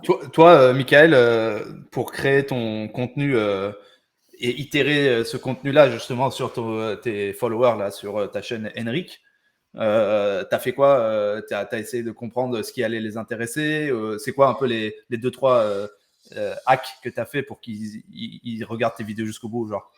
Mes vidéos, je les postais sous les vidéos de tous mes concurrents en mode gros pirate. Pas apprécié, mais ça m'a permis d'avoir le premier noyau, c'est 100 abonnés. Je pense qu'il peut être très dur à atteindre parce que personne t'aide et c'est vraiment du porte-à-porte. Parce que moi, j'ai pas voulu en parler à mes potes, en fait. Avant d'avoir une certaine notoriété, je n'en ai pas parlé à mes potes. J'en ai parlé à personne, à part à ma copine. Donc, du gros porte-à-porte. Ensuite, le clash. Moi, sur YouTube et tout, j'hésitais pas à vanner mes concurrents, en fait, alors qu'il y avait une grosse omerta et que personne parlait de personne. En termes d'entreprise, c'est comme dire, ouais, je suis Coca, Pepsi, c'est nul. Et pour essayer d'avoir un peu de ça. Ensuite, j'ai diversifié. J'ai fait plusieurs types de vidéos, des vidéos sur plusieurs œuvres différentes et plusieurs formats. Je fais des formats de 40 minutes, des formats de 5 minutes. Et après, ce qui a fonctionné beaucoup, c'est d'être le premier aussi. En fait, quand une info, elle tombe, 10 minutes après, il faut que j'ai fait ma vidéo parce que quand les grands vont en parler, je suis mort. Ouais. Donc, en gros, il faut être le premier sur l'info. C'est un travail de journalisme. Un peu quand un chapitre sort ou quand un volume sort, faut le sortir en premier. Et après, là où j'ai percé, c'est que je le sors avant. C'est-à-dire que j'ai fait mon contenu sur les fuites. Et j'ai fait mon contenu sur les fuites et c'est comme ça que j'ai réussi à vraiment me démarquer. Ah, du coup, quand les gens ils t'appellent le spoiler, c'est voilà, vrai. Je suis le spoiler parce que j'ai les infos le mardi et que le chapitre sort officiellement le dimanche. Et que j'attaque l'industrie qui sort les chapitres le dimanche, dont il est là. Mais tu vois, je pense que dans tout ce que tu as dit, alors il y a des trucs intéressants de genre, tu vois, on peut imaginer, et ça existe sur LinkedIn, d'aller sur des comptes qui ont beaucoup plus de followers, d'aller commenter leur contenu, machin, etc. Mais il y a un truc qui est assez vrai, je pense, fil rouge dans tout ce qu'on a dit, c'est tu as pris le risque, entre guillemets, le parti pris d'être un peu clivant et d'aller tacler ou de dire des trucs. Mais même spoiler, c'était mal vu parce qu'en fait, avant, tout le monde regardait les spoils, mais personne ne le disait. Et moi, j'ai dit, écoute, moi, je regarde ça et je trouve ça hyper cool et je vais en parler. Et ton youtubeur préféré qui prépare sa vidéo de 40 minutes montée le dimanche, il a regardé aussi les spoils parce que ça fait une semaine qu'il le bosse. Ouais. Tu vois ce que je veux dire? Et après, voilà, moi, j'ai pas, là, il y a quelques mangas, mais quand je me filme, il n'y a pas de manga derrière, en fait. Je suis pas comme les autres. J'ai pas voulu faire un environnement avec des posters japonais et tout, genre, je suis à fond. Non, je suis comme vous, en fait. J'ai mon boulot, j'ai mes trucs. Seulement, en expertise, j'éclate toute la concurrence qui fait le mytho. Ils ont des t-shirts, ils ont le manga, ils se déguisent à la Japan Expo. Mais ils sont éclatés. Ouais. Non, mais moi, j'aime beaucoup ce côté. J'arrive, ça parle de One Piece. Il y a Yusugi TV qui dit Yusugi ça. TV, parce qu'on a un projet aussi avec Yusugi et en plus des spoils. On a fait une radio One Piece sur Twitch qui marche très bien. Je crois qu'on est à 2300 followers. Yusugi, tu me diras si c'est vrai ou pas. On a 3 émissions, plus de 300 abonnés par stream. Parce que j'ai rencontré énormément de gens. Quand tu deviens youtubeur, tu rencontres énormément de gens, mais c'est comme ça que je t'ai rencontré aussi Rassam. Au final, c'est à travers sur un projet commun de faire du contenu. J'ai rencontré Rassam, je te rencontre aujourd'hui Samira, on rencontre beaucoup de gens. C'est que tu vas rencontrer énormément de gens. Et pourquoi pas, là on est hyper avant-gardiste, mais aujourd'hui, demain, il y a le mec de United, il va faire du contenu avec le mec de chez Blablacar. Puis du contenu comme ça, cross entreprise, c'est comme cross plateforme. Je trouve ça cool. Tu vois, moi, ce qui me… Après, c'est pas le même objet, en tout cas le même objectif. C'est que les entreprises, quand il s'agit de communiquer sur leur marque produit, elles rivalisent. Elles sont hyper créatives. Demain, je le ferai jamais pour ma boîte parce que je suis pas encore assez libre. Mais demain, pourquoi est-ce que je ferai pas une vidéo? Tu t'es fait reclamer par Blablacar, Mano Mano et machin. Viens faire 2 ans chez moi. Nickel recrutement. Exactement. Il n'y a pas cette audace aujourd'hui dans l'entreprise. Mais bien sûr. Mais malheureusement, c'est avec cette audace que, tu te différencies tout de suite et tu augmentes en visibilité. Et deuxièmement, à partir du moment où déjà tu as capté, le challenge aujourd'hui pour les boîtes, c'est d'être le numéro 1 sur le marché de l'attention. Tout le monde fait la même chose. Tout le monde utilise les mêmes outils. Tout le monde diffuse les mêmes offres d'emploi. On est passé il y a encore 5-6 ans d'offres d'emploi hyper corporate. Là, depuis 2 ans, on se lâche un peu, c'est c'est fun, voilà. Et maintenant, l'étape d'au-dessus, c'est effectivement d'aller chercher peut-être le buzz. J'aime pas ce terme-là. Mais si tu n'es pas visible, tu peux être la meilleure boîte du monde avec les meilleures conditions. Si tu n'es pas visible, ça ne tirera personne. Mais c'est exactement ça. En fait, au final, c'est pas un gros mot de dire tu vas chercher le buzz parce que c'est ce que tout le monde, peu importe qui tu es, dirigeant, marketeur, machin, tu cherches à faire. Si tu veux un contenu et que tu veux que personne le voit, à la base, le fait pas. J'ai dit ça sur Twitter aujourd'hui, je me suis mangé une sacrée sauce. T'as dit quoi? Sur Twitter, j'ai dit ça, j'ai dit je suis là pour les stats et pour faire du chiffre. Ouais. Et je me suis mangé une sacrée sauce là. Oui, non, mais en fait, bon, après, évidemment, il n'y a pas que ça, machin, etc. Mais en gros, moi j'ai pas mal réfléchi à ça et j'ai des exemples de trucs que j'ai fait qui sont pas encore sortis ou de trucs que je veux faire que j'ai pas encore fait, mais en discussion. Mais genre, totalement, moi, ce que tu dis sur… et je vais pas attendre, en vrai, je vais pas attendre d'avoir ma propre boîte pour le faire. Demain, je vais tu sais quoi, viens, on le fait. Chez Content Square, on va prendre… quelques recruteurs de chez toi, quelques recruteurs de chez moi. On va créer une discussion un peu clash en mode vas-y, ce candidat-là, bon, on va pas donner de nom peut-être, et peut-être avec l'accord des candidats, si le candidat est chaud, on va le faire venir en mode qu'est-ce qui t'a fait, pourquoi t'es allé chez eux. Et je suis sûr qu'il y a des gens qui sont chez nous qui ont passé les entretiens et on va dire vas-y, machin, pourquoi ça serait malade. En vrai, vous êtes des mythos. Vous faites genre Content Square, on a dit nanani, vous êtes des gros mythos, voilà, nous on le sait parce que nanana, et pourquoi pas, tu vois. En vrai, moi j'ai filmé et ils se reconnaîtront, Toff, Coco, on est un peu des anciens. Des fois on vient ici, on se pose, on rigole pendant toute la soirée. Des fois je me dis on a clashé telle boîte, machin, tel truc, et ce contenu là, tout le monde du recrutement, il a envie de l'écouter, même si des fois il y a des trucs politiquement incorrects c'est sûr. En vrai, c'est ça la vraie vie des gens. Mais c'est ça la vraie vie, exactement. C'est ce que tu as dit en fait. Les candidats, ce qu'ils disent, tu vois beaucoup sur LinkedIn, tu as des commentaires en disant mais arrêtez de jouer les mythos, vos coms c'est fake, etc.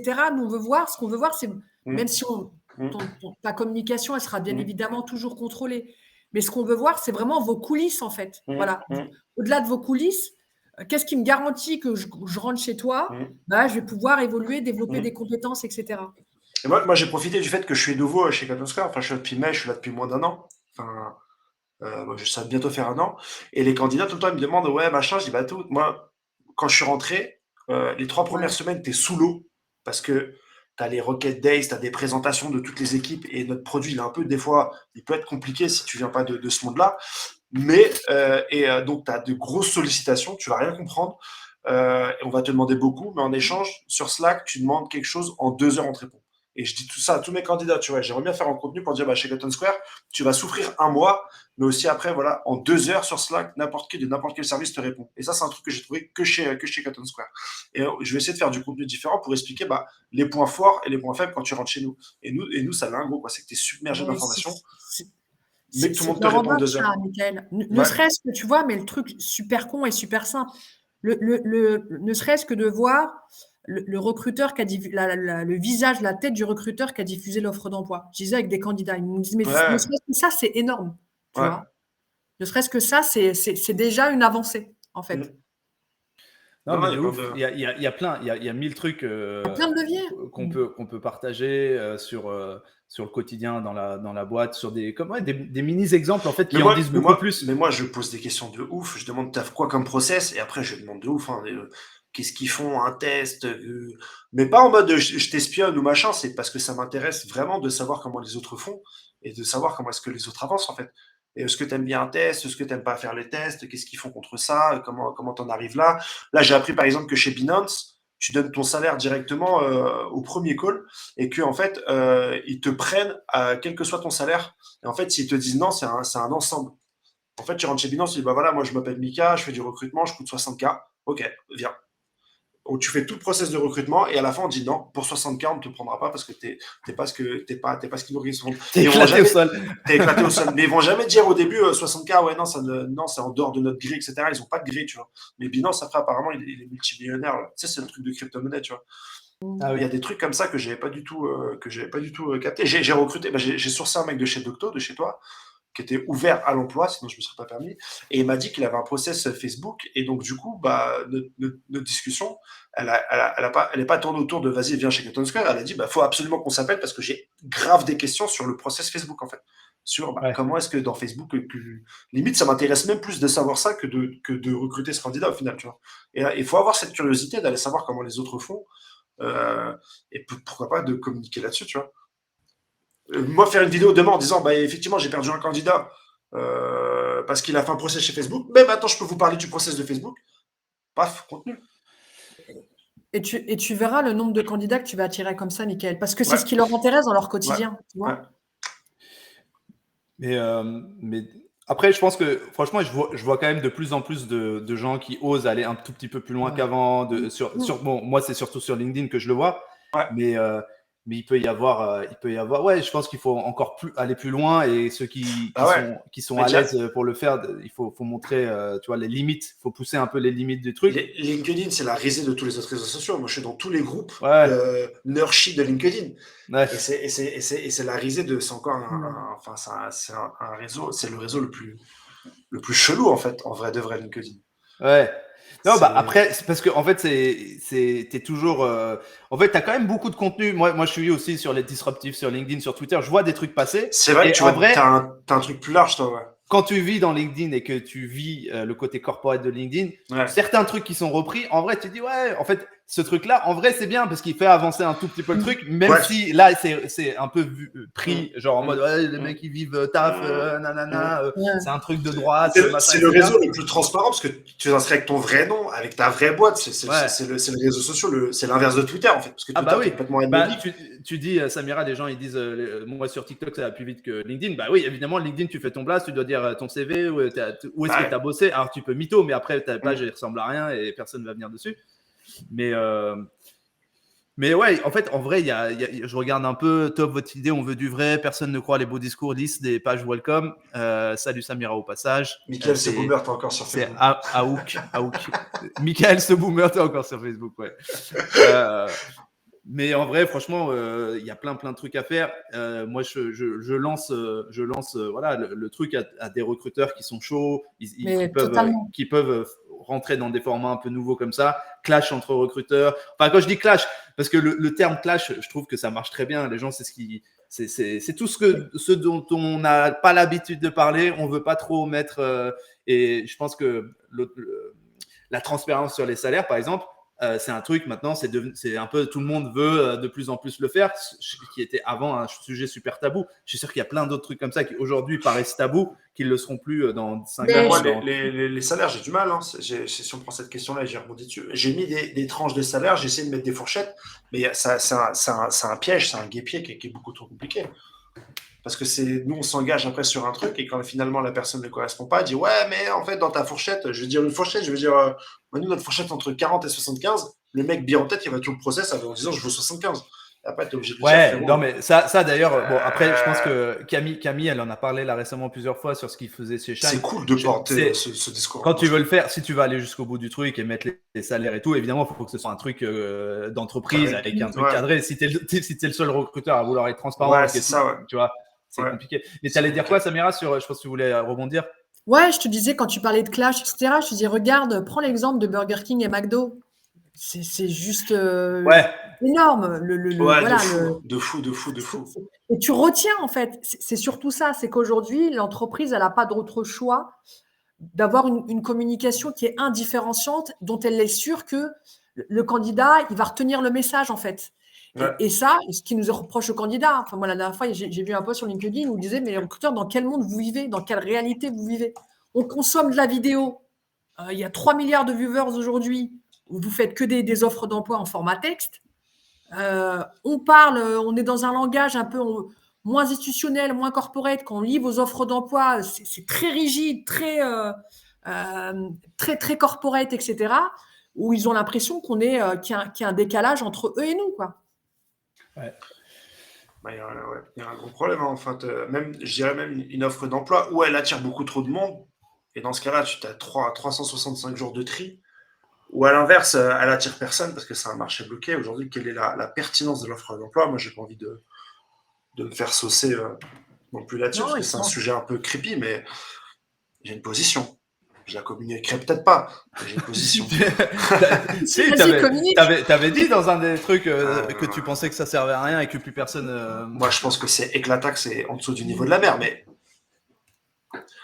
mais d'autres penseront que non, et à juste titre. Mais moi, aujourd'hui, même, faut la challenger, l'offre d'emploi. Aujourd'hui, il faut la challenger. Parce mais tu la challenges comment? C'est hyper compliqué de challenger une offre d'emploi tech. Tu vois, tu vas faire appel à un copywriter. Oui. Ah ouais, quand je te dis il faut la challenger, c'est même sur son support, hein, texte, vidéo, il faut trouver. Voilà. Et tu vois, cet avis-là, Mickaël, beaucoup de recruteurs le partagent. Mais ils se disent, ouais, c'est quoi l'autre solution que tu me proposes? Il n'y a rien aujourd'hui. Il n'y a pratiquement rien. C'est à nous de la trouver, forcément. Mais même comme Rassam, il commence à me dire, nous, on est une offre d'emploi qui dit, nous, on est éclaté en ATS, on a besoin d'un recruteur qui est chaud en ATS. Qui aura les couilles? Pourtant, elle va faire du bruit, tu vois. Et je pense que c'est une honnêteté, en fait, de dire, en fait, nous, on n'arrive vraiment pas à faire ça et on cherche quelqu'un pour faire ça, tu vois. Ouais, mais ça, je pense que les candidats, ils sont capables de l'entendre, Mickaël. Tu vois? Parce que tu leur laisses, en fait. C'est pas les candidats le problème. Je pense que c'est la hiérarchie. C'est la hiérarchie. Parce que c'est encore montrer, entre guillemets, ses failles, ses faiblesses, la vulnérabilité. Au niveau entreprise, au niveau individuel, c'est encore de plus en plus dans le développement personnel, etc. On arrive à l'accepter. Quand tu te mets derrière l'étendard, l'entreprise, tu dois juste montrer un truc positif, bienveillant, qui avance, etc. Mais tu vois, même balance ta startup. Tu prends le founder qui arrive face à 5 gens qu'on a retrouvés qui ont dit des trucs, des dingueries sur sa startup, et tu as un débat avec eux. Même, moi je me dis, tu vas chercher des gens qui sont partis, pour des gens qui ont même attaqué au prud'homme des trucs, et il y a un CEO, s'il a les balls de faire un live avec ces 5 gens-là et de dire, ok, j'avoue, là-dessus, on était pérables, regarde ce qu'on a mis en place depuis, je voudrais, tu vois, droit à réponse, machin, mais c'est, voilà, déjà, faut vouloir le faire, faut que derrière la direction veuille prendre ce risque, machin. Mais à notre niveau, je pense qu'on peut, en tant que recruteur, trouver, alors pas des débats aussi grands peut-être, mais tu sais, des petits trucs un peu clivants comme ça, et on peut en parler. C'est plus face à Baba, c'est face à Rassam. C'est Jay Cota. C'est beau avoir cette confrontation. Salut. Jay Cota, je l'ai rencontré dans un MMORPG il y a plus de 10 ans. Sur un quoi? Un MMO, un jeu en ligne sur PC. Ah oui, parce que moi je suis ce que jeu en ligne sur PC, ouais. Salut Jay Cota, super content de te voir. Mais en fait, le problème aujourd'hui, c'est que tu vas communiquer sur une fiche de poste qui a l'intention du candidat, mais les tacles, ils vont venir de ta direction, ils vont venir de tes clients, ils vont venir de tes supérieurs. Et en fait, quand tu écris une lettre d'embauche, tu n'essaies pas de convaincre un candidat de venir. Tu essaies de ne pas te faire tacler ni par ton chef, ni par tes clients, ni par tes collègues, ni par ta hiérarchie. Et il est là le problème, en fait. J'ai quelqu'un, je ne citerai pas son nom, qui m'a envoyé sur un petit montage même, tu sais, sur la claque de Will Smith hier, machin. Et il a mis le clash, vous avez commencé il a écrit, c'est Doctolib qui met la claque à Content Square, donc ça commence déjà dans le clash. C'est quoi? Et tu vois, par exemple, je vais poster, je pense que je vais le faire, je vais voir, je prends pas 100% le truc, mais je vais poster cette photo demain en te taguant, en disant je vais mettre une claque, parce que c'est une chose de dire c'est une chose de dire Rassam Mickaël se clash, et imagine, on commence à associer, Rassam dit que Doctolib va mettre une claque à Content Square. Là, ça commence déjà, tu commences à titiller. Il y a pas mal de gens, je pense, et chez moi et chez toi, qui vont commencer à dire, oh là là, associez pas trop, pourquoi vous je pense, Non, mais à contrario, Rassam, tu auras d'autres candidats qui disent, putain, cool, j'aime bien le délire de Rassam et de Mickaël. C'est quoi leur boîte? Franchement, ça. Voilà. Oui, parce qu'en fait, dans la vraie vie, qui dans la vraie vie trouverait ça genre oh là là pourquoi il dit ça genre bah non mais c'est ça ouais. Genre si je vais te vanner bah oui je vais vanner Content Square aussi de temps en temps, si tu me vannes bah tu vas vanner Doctolib aussi de temps en temps et genre si et effectivement je suis grave chaud. Individuellement personne peut dire que non c'est inadmissible de dire ça, c'est juste normal mais voilà mais on peut faire un test pour voir qui va d'abord se faire taper sur les doigts entre toi et moi. Vas-y, je te dis honnêtement à partir de quand on me slack en me disant j'espère que tu maîtrises. J'espère que tu maîtrises. Ah, on veut voir le même. Bah, je sais pas, on peut partager. Je peux pas partager mon écran, moi. Non, je peux pas. Là, j'aurais vraiment voulu. Là, j'aurais vraiment voulu, je te jure. Hein, mais techniquement, je ne peux pas. Je te l'envoie sur WhatsApp et mais je vais le poster demain sur LinkedIn du coup. J'ai déjà des SMS là où on me dit frérot. Calme-toi. Calme-toi frérot. Tu prends la conf. Non, mais carrément. Vas-y, ouais, ça peut être hyper intéressant. Toi, tu as envie de clasher quelqu'un, Samira? Vas-y, balance, hein, tu peux dire des... j'aimerais bien, là, peut-être, avant de finir, peut-être, niveau business, ça fait quelques années maintenant que tu as ta boîte. Est-ce que c'est rentable? En ordre d'idée, sur ce business-là, est-ce que tu arrives à t'en sortir? Est-ce que tu fais de l'argent? Pas quelques années, Mickaël, ça fait moins de 8 mois, en fait. Ok. Plateforme, etc., que j'approche des entreprises. J'arrive à en venir tout juste, rentable pas encore. Voilà. Ok. Parce que je pense qu'il y a un travail d'évangélisation, etc., à faire au niveau RH, etc. En fait, c'est clivant, si tu veux, la plateforme, c'est soit tu adhères et tu te dis on va dans cette dynamique-là, soit tu te dis non, c'est pas pour nous, voilà. Mais tant mieux. Voilà. C'est quoi les freins que tu as, par exemple, aujourd'hui, dans ta prospection et tout?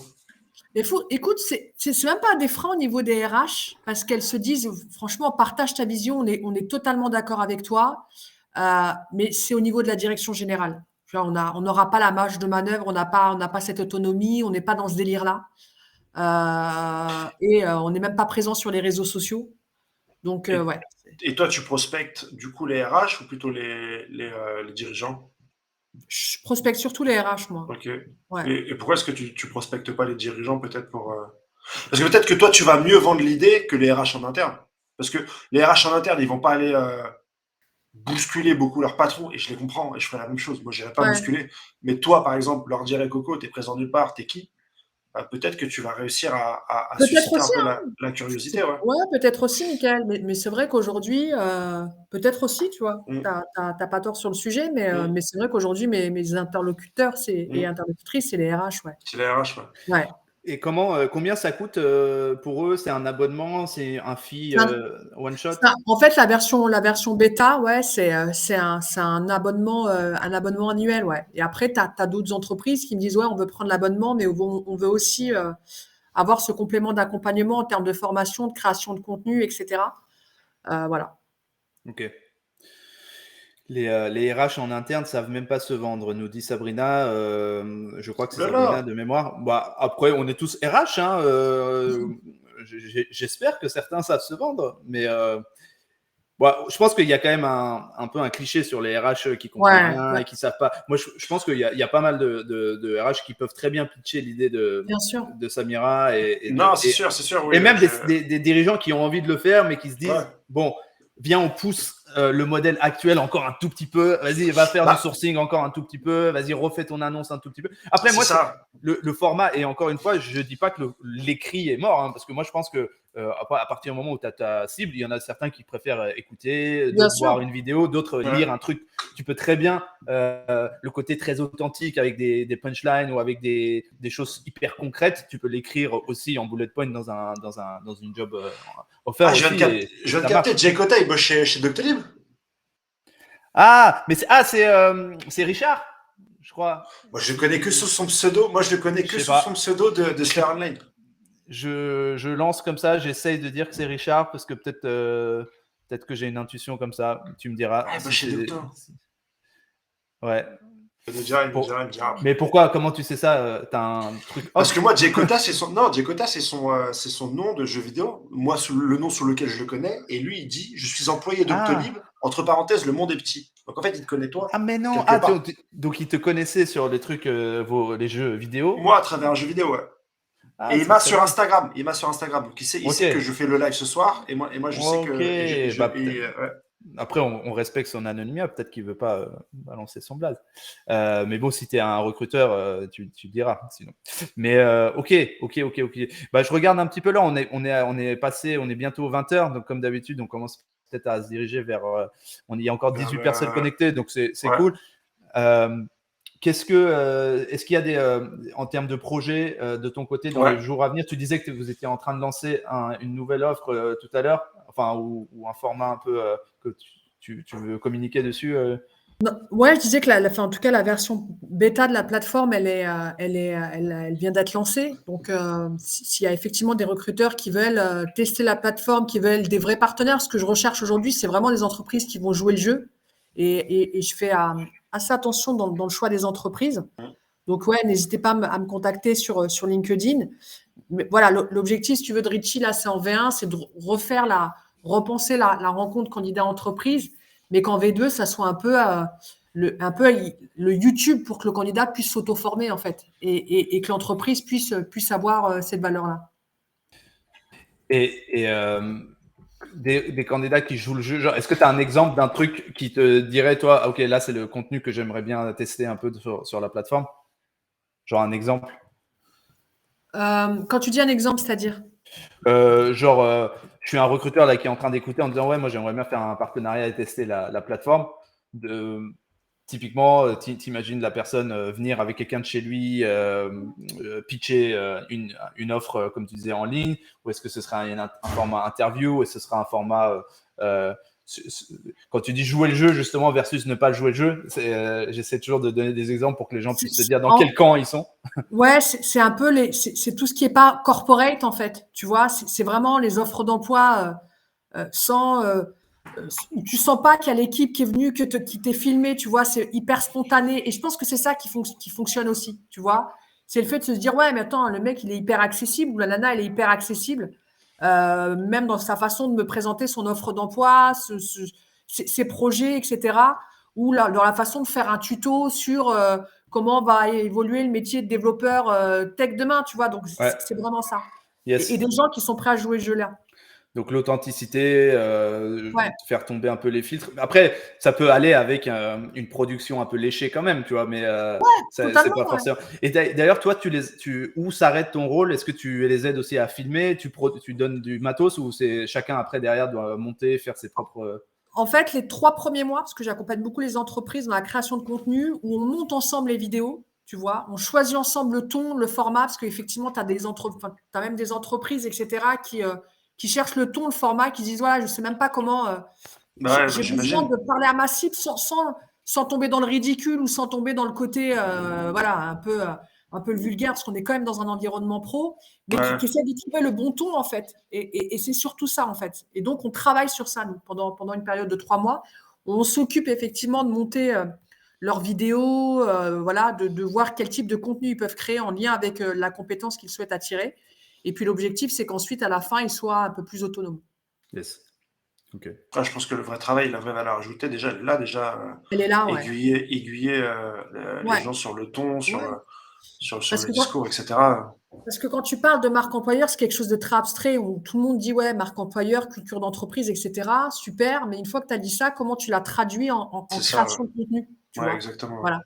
Et c'est ça la difficulté aujourd'hui des recruteurs. Est-ce qu'il n'y a pas un truc aussi, moi, alors j'accompagne personne aujourd'hui officiellement, mais j'ai pas mal de gens parce que moi je crée du contenu un petit peu qui vont venir me voir en off et dire ouais, est-ce que voilà, que ce soit des founders très early stage ou même des contacts, des amis, etc.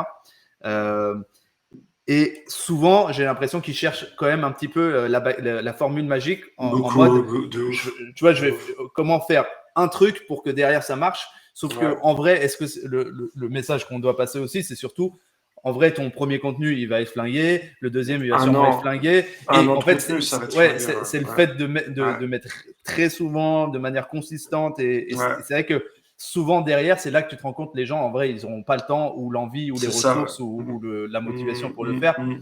Et en vrai, du coup, c'est mort d'avance parce que oui, tu peux faire un coup. Et c'est pas tu peux le faire de temps en temps, un petit coup comme ça, et c'est cool. Pareil, j'ai un poteau, il m'a demandé sur Twitter, parce qu'il a rencontré des gens en NFT, etc. Et il voit que sur Twitter, je marche pas mal. Et il vient me voir, il me dit, ouais, vas-y, donne-moi des astuces sur Twitter pour communiquer, quoi. Et je commence à lui dire après, au bout d'un moment, au bout de 10 minutes, tu sais, je lui parle et tout, machin, je lui dis comment j'ai fait et tout. Il me dit, non, mais gros, moi, j'ai 10 jours. Je fais, ouais, mais c'est un traquenard. Et en fait, et les gens qui donnent les clés à des comptes, à des community managers comme ça, qui disent, bah tiens, il faut que. Et ben, ils leur disent, ouais, t'as 3 mois ou t'as 10 jours pour. Alors que non, mais il m'a fallu 1 an pour comprendre, pour créer une communauté avant d'avoir ta première explosion et taper peut-être des gros chiffres. Et sur YouTube, c'est pareil.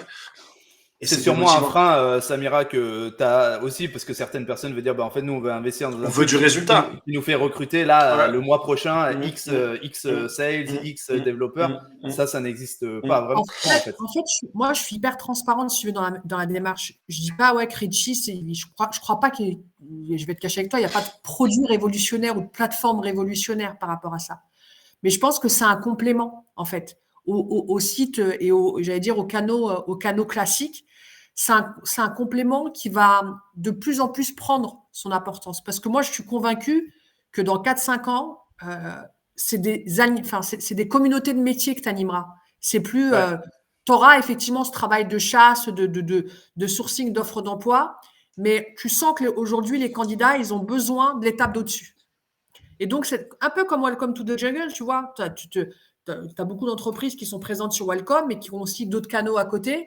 Et Welcome, c'est un peu leur vitrine, etc. Et moi, mon objectif, c'est que d'ici 4-5 ans, au lieu de dire aux candidats « suis-nous sur Insta ou sur TikTok », ça va être « suis-nous sur Ritchie » pour tout ce qui est lié à l'emploi. Ouais, donc pour résumer, authenticité, pour résumer, animer plutôt des communautés de candidats métiers et pas forcément un groupe complètement disparate comme ça. Je pense que ça. Et puis pour les candidats, j'imagine que il y a aussi d'aller directement à un endroit pour trouver cette information, ça peut être important. Et donc Élise dans le chat nous demande, est-ce que vous pouvez envoyer les liens des profils des personnes, boîtes, comptes qui sexy à suivre? Je ne parle pas de Katsumi, bien sûr. Oui, des profils. Il y a des modérateurs pour la pêche. De quoi? Il y a des modérateurs pour la Oui, là, elle a dit Katsumi. Frérot. Est-ce qu'il y a des gens, toi, qui t'inspirent justement, que tu suis, Samira? Après toi, Michael, tu peux aussi peut-être en partager. Bien sûr. Sur LinkedIn? Oui, j'imagine, ou ailleurs, ou des exemples de gens qui font des trucs. Est-ce que toi, Samira, tu as vu des boîtes vraiment être un peu déjà… c'est quoi les boîtes ou les recruteurs qui te semblent les plus en avance sur cette tendance de tout ce qu'on a raconté là pendant 1 heure et demie? Ouais, très bonne question. Écoute, j'allais dire toi, Rassam, sur la partie… je pense sur la partie… Je me sers. Allez, je me sers moi-même. Sers-moi-en aussi. Allez, merci. Non, mais je pense que en tout cas, tu résumes assez bien là. Enfin, je te l'ai dit qu'on s'est interviewé, etc. Ça faisait l'objet de l'interview. Tu résumes assez bien cette vision et ce qui, pour moi, à mon avis, vers quoi va tendre le métier de recruteur. T'en vois de plus en plus sur LinkedIn, mais qui partagent des posts, etc. Et on est moins dans la création de contenu. J'ai pas autant sur la partie produit, j'ai plein de boîtes dont j'adore la com. Burger King, je trouve que ce que font Buzzman, c'est juste magnifique. Autant sur la partie com RH aujourd'hui, j'ai pas vu un truc en disant si, il y a peut-être une fois, il y a à peu près 1 an, alors j'ai plus le nom de l'entreprise en tête, où la nana avait diffusé un poste de chargé de recrutement avec le fond de la musique Jul. Et d'ailleurs, son poste, il avait été viral sur LinkedIn. Et le lendemain, elle a dit, écoutez, on a stoppé le candidature parce que je crois qu'ils avaient reçu un truc comme 1000 et quelques candidatures. Voilà. Et ça, j'ai juste ce souvenir-là d'audace un peu. Voilà. Moi, je vais. Toi, Michael, est-ce que toi, t'en as comme ça, top of mind, qui te viennent à l'esprit? Moi, j'ai Rassam, bien sûr. Ah, incroyable. C'est bon. Mais non, mais que ce soit des individus ou des boîtes. Ouais, moi j'en ai. Moi j'ai Camille Goni, j'en ai parlé pendant son épisode, qui m'a beaucoup influencé parce que c'est une des premières que j'ai eu la chance de rencontrer sur LinkedIn, qui a pas mal communiqué sur son métier, etc. En plus, soit c'est un moment donné où c'était en poupe et elle a parlé de manière beaucoup plus libre et tout, donc je m'en suis inspiré. Il y a Henri de Lorgeville d'Avisio, qui fait également pas mal de communication et qui recrute uniquement sur le réseau. J'aimerais bien l'avoir dans l'émission, etc. Donc j'essaie de le draguer un peu pour l'avoir. Ça m'a mis une grosse claque. Après, moi, je suis de l'école d'Ametix. Donc, même les fondateurs d'Ametix, c'est leur communication sur Ametix. Vas-y, on lance un concours de 1 an de pizza, n'importe quoi, des trucs. Tu cooptes quelqu'un, je t'offre pendant 1 an une pizza par semaine. N'importe quoi. Mais c'est de la com. Et c'est de la com de dingue. Tu rentres dans les locaux Ametix, tu as une statue d'Avenger. Avant qu'il y ait eu la grosse mode de « je suis un Jedi du recrutement, viens chez nous », que j'aurais peut-être dépassé. Hein. Mais il y a 10 ans, Ametix, c'était ça. Et moi, je venais de cabinet où tu étais en costard-cravate. Moi, costard de la veine, qui gratte dès 10h du matin quand tu transpires. Et je suis passé à Ametix, jean, basket, machin truc. C'était novateur à l'époque et c'était vraiment fou. Des soirées jeux vidéo chez Ametix. Donc, tous ceux qui ont beaucoup monté leur boîte, il y a Edona, etc. Il y a Millennials et qui ont continué sur cette lancée-là, quoi. Ou faire de la grosse com et dire des bêtises un peu et on s'en fout. On est en jean cravate et on bosse tous ensemble. Donc, ouais, là, je t'ai sorti quelques noms, mais c'est beaucoup ça. Hein. J'ai un petit jeu de mots qu'on m'a envoyé que je trouve très marrant. Quelqu'un a dit on parle de com RH ou de com RH. Parce que com RH, je trouve ça très drôle. Et com RH, la rage, avoir la rage. Ah, RH, exactement. Moi, pour rebondir juste là-dessus, alors en fait, je pense que sur LinkedIn, en fait, il y en a plein. Tu vois, l'école du recrutement, bien sûr. Je pense que bien sûr, ça marche. Ouais, je pense que, en fait, soit il y en a pas beaucoup en France, je pense, qui osent le ton humour et un peu se tourner un peu en dérision, etc. Il y a beaucoup de tentatives. Il y a beaucoup de tentatives. Ouais, il y a des tentatives. Par contre, je trouve que de plus en plus, je vois du contenu. Tu vois, Cali, même les recruteurs qui s'expriment, qui disent des trucs assez pertinents. Ça se voit, tu vois, qu'ils ont vécu le truc. Ils parlent de leur quotidien, en fait. Et ce que tu disais, Samira, c'est faut les inciter à partager de plus en plus et de communiquer un petit peu là-dessus. Une fois que tu as un peu je pense que de plus en plus, après, tu peux aller un peu plus loin et peut-être dire des trucs un petit peu que tu aurais un peu moins envie de dire, etc. En fait, faudrait que je me réfléchisse parce que les noms, je suis très mauvais. Moi, j'ai les images des gens et j'ai un peu je sais reconnaître leur bug, mais genre retomber sur leur blaze, c'est un peu chaud. Mais j'ai plein de trucs aux States et en Angleterre, moi, qui m'avaient plus.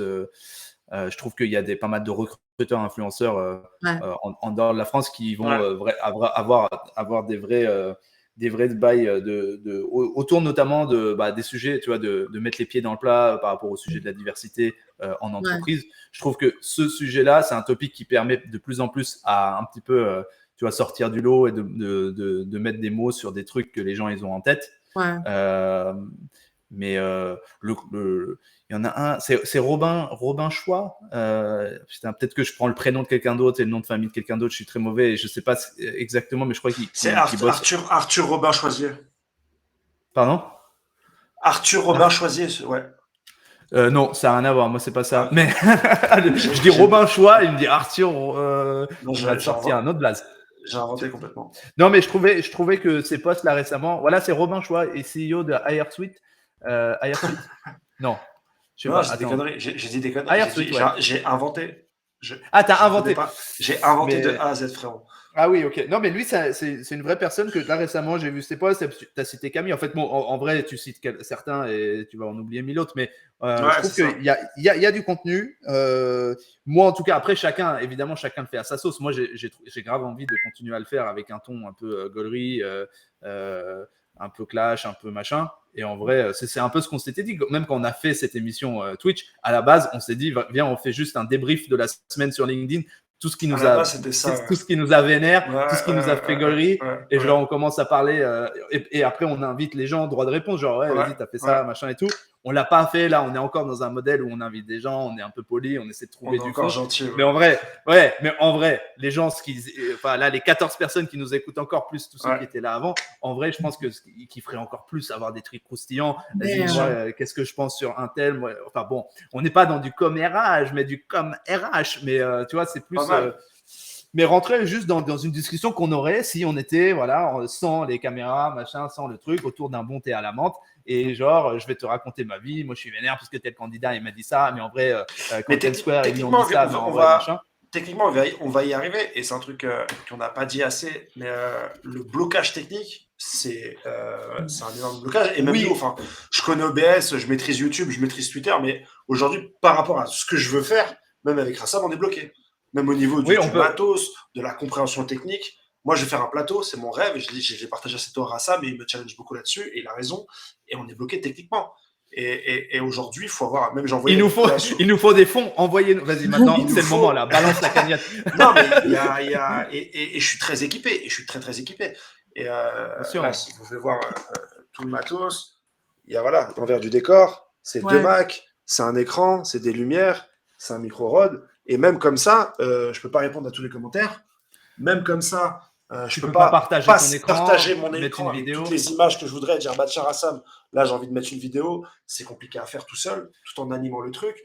Avoir un plateau où tous ensemble, on va pouvoir discuter sans que les micros rentrent en interférence. On appelle des gens du son. Ils nous parlent de tablettes de mix son. C'est 1 000 €, c'est des budgets. Même tout ça, pour faire une simple émission comme ça, c'est énormément de budget, de travail, de tuto. Pour comprendre tout ça, c'est aussi des freins où certaines personnes se disent je vais pas avoir le temps, forcément. Ou alors tu vas essayer, mais c'est compliqué. Ouais. Non, on peut peut-être conclure parce qu'on est 20 heures passées, même s'il y a encore 7 personnes et c'est super cool de vous avoir. Si vous avez des questions, on vous a pas proposé une seule fois de poser des questions, mais pourquoi tu bosses pas avec d'autres histoire de partager les frais? Mais en fait, en vrai, on trouve les autres, frérot. Non, mais en fait, c'est pas une question vraiment d'oseille parce qu'en vrai, je sais que toi, tu es aussi chaud que moi. On serait capable de lâcher 1 000 € s'il fallait pour faire le truc. Mais c'est vrai que techniquement et trouver le temps. Trouver les gens qui peuvent aider et avec les délais assez serrés qu'on a, et c'est pour ça pendant 2-3 semaines on peut un peu conclure peut-être sur les next steps de notre côté, mais pendant 2-3 semaines on n'a pas fait grand chose parce que il y avait les vacances, on voulait faire un premier plateau avec 2 invités qu'on avait en tête depuis longtemps. Au final techniquement on n'a pas pu faire avoir le truc. C'est pas que les frais, hein. C'est pas les frais, hein. C'est des fois tu vas non mais je réponds à Soigné. Des fois tu vas acheter le matériel. Tu ne le maîtrises pas ou tu as un bug, tu as appelé 2 invités, et dont on avait 2 gros invités de prestige, dont certains qui viennent peut-être de l'international, qui viennent chez toi, dans tes bureaux, tu n'as pas de 4G, ou ce jour-là, tu n'as pas de comment ça s'appelle, de fibre, ou ton OBS ne se lance pas, ou ton micro ne se lance pas, frérot, moi, je suis moite. Et avant cette émission qu'on a préparée là, j'ai eu des nuits où j'arrivais pas à dormir, où j'étais stressé, parce que c'est pas qu'une question d'argent. Moi, je lâche 1 000 € et tout se passe bien, mais je les donne les 1 000 €. Mais c'est pas que ça, c'est même tu vas acheter ton matériel. Là, tu peux demander à Samira avant l'émission, je dois éteindre parce que le micro fonctionne pas, parce que machin. C'est pas juste une question d'argent. Hein. Tu deviens technicien. Ouais, et puis surtout quand on a des tafs qui nous prennent aussi du temps, faut tout ça se fait. Donc, mais après, là on parle. C'est le jeu. Là, c'est si on veut monter le niveau à chaque fois parce qu'on va aller plus loin, mais sur le contenu même. On pourrait effectivement tout de suite se dire, OK, vas-y, on va vers un contenu qui a un peu plus débrief de certains trucs.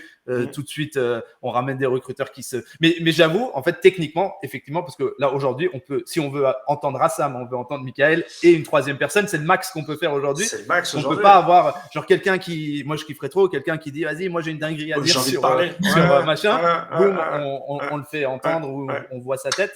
C'est pas possible encore, mais ça, il faut vite qu'on trouve des solutions là-dessus. Et on y travaille. Je dis pas que c'est complètement abandonné, mais on y travaille. Et sur d'autres projets, la radio One Piece, par exemple, on le fait. Sur la radio One Piece, on fait venir des gens et au bout d'un moment dans la soirée, n'importe qui peut monter sur le Discord et venir et salut, j'ai une question, je m'appelle Simon, pourquoi, machin truc. Et eux, ils ont réussi à le faire. Il faudrait qu'on… Après, il y a on pense pas mal à démarrer les émissions sur LinkedIn avec LinkedIn Live et ensuite passer sur Twitch. Mais il y a peut-être d'autres compromis qu'on peut faire comme ça en attendant. Influenceur et créer une communauté, c'est un métier tu fais que des tests en fait. Tu testes jusqu'à trouver ta formule en fait. Et si tu as peur des crash tests ou si tu as peur de foirer ou si tu as peur de. C'est finito. C'est que tester en fait. J'ai l'impression.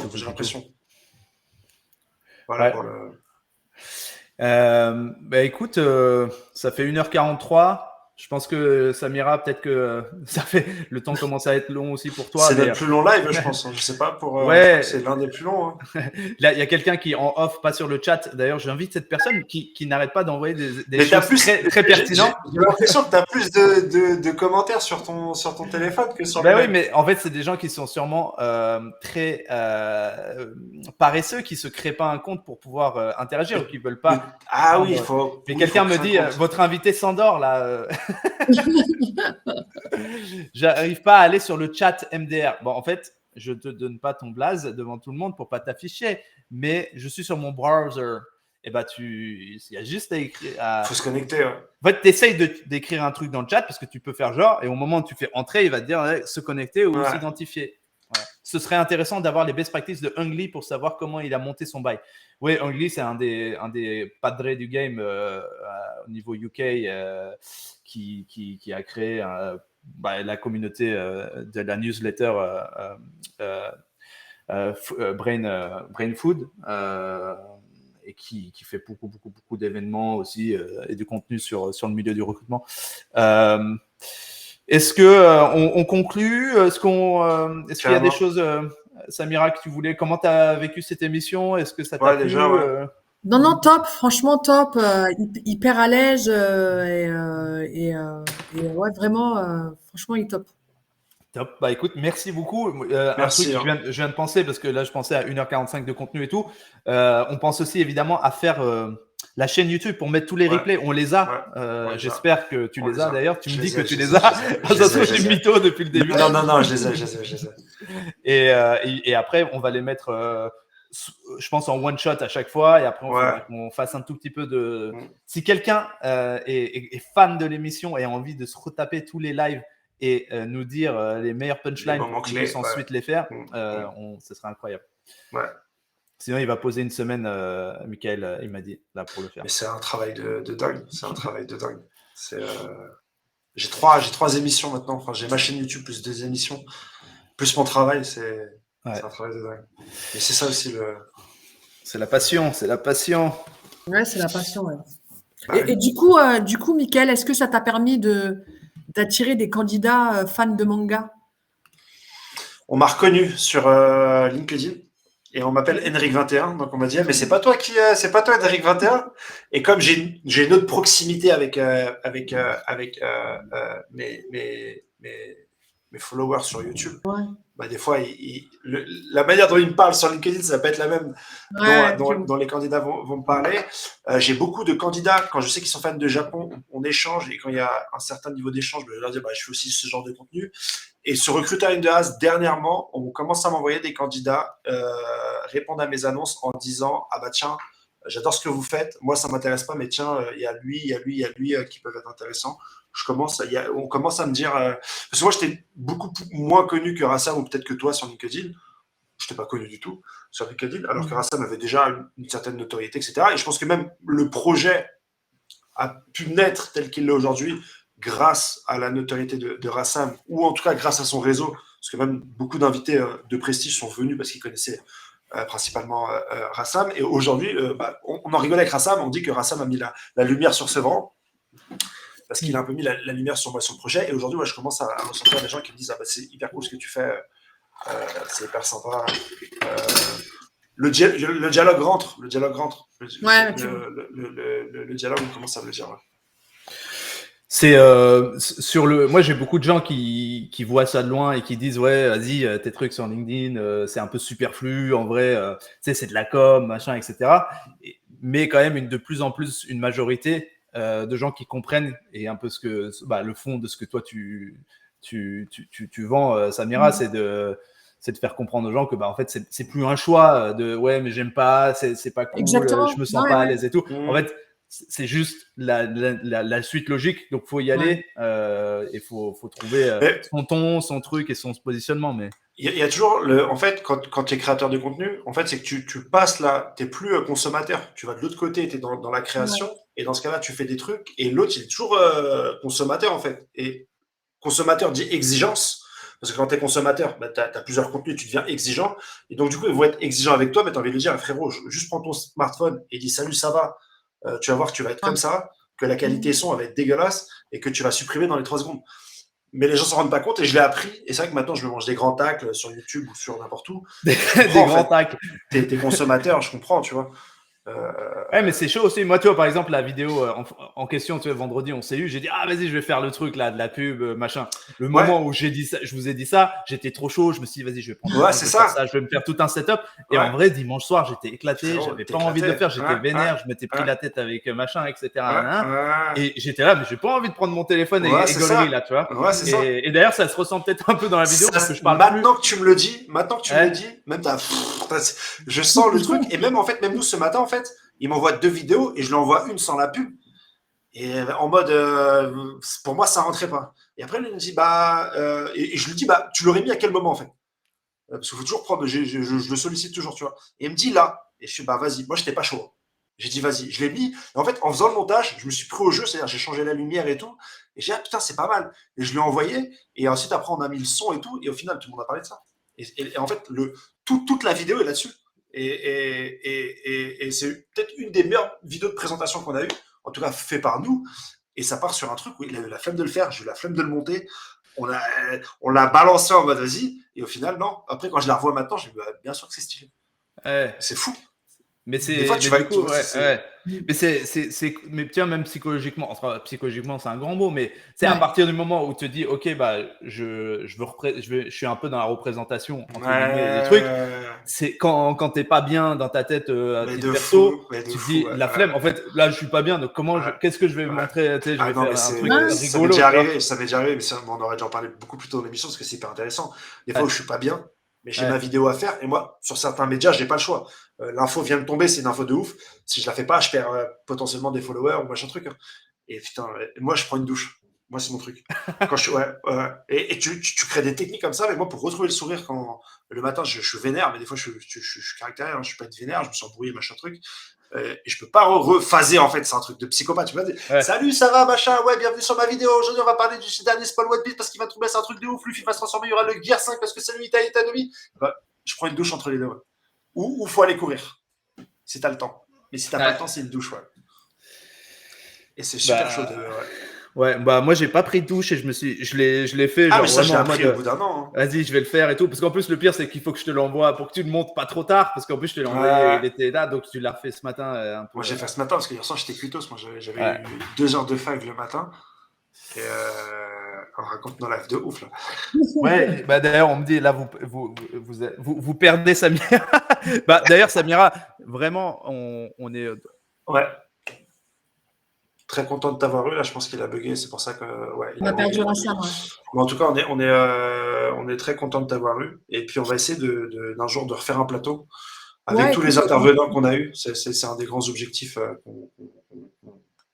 qu'on souhaite réaliser. Et très content que tu rentres dans la famille Recruiter in the House et que tu nous aies aidé un peu à construire cette histoire. Plaisir partagé, Michael. Merci pour votre invitation. Et honnêtement, c'est hyper top ce que vous faites.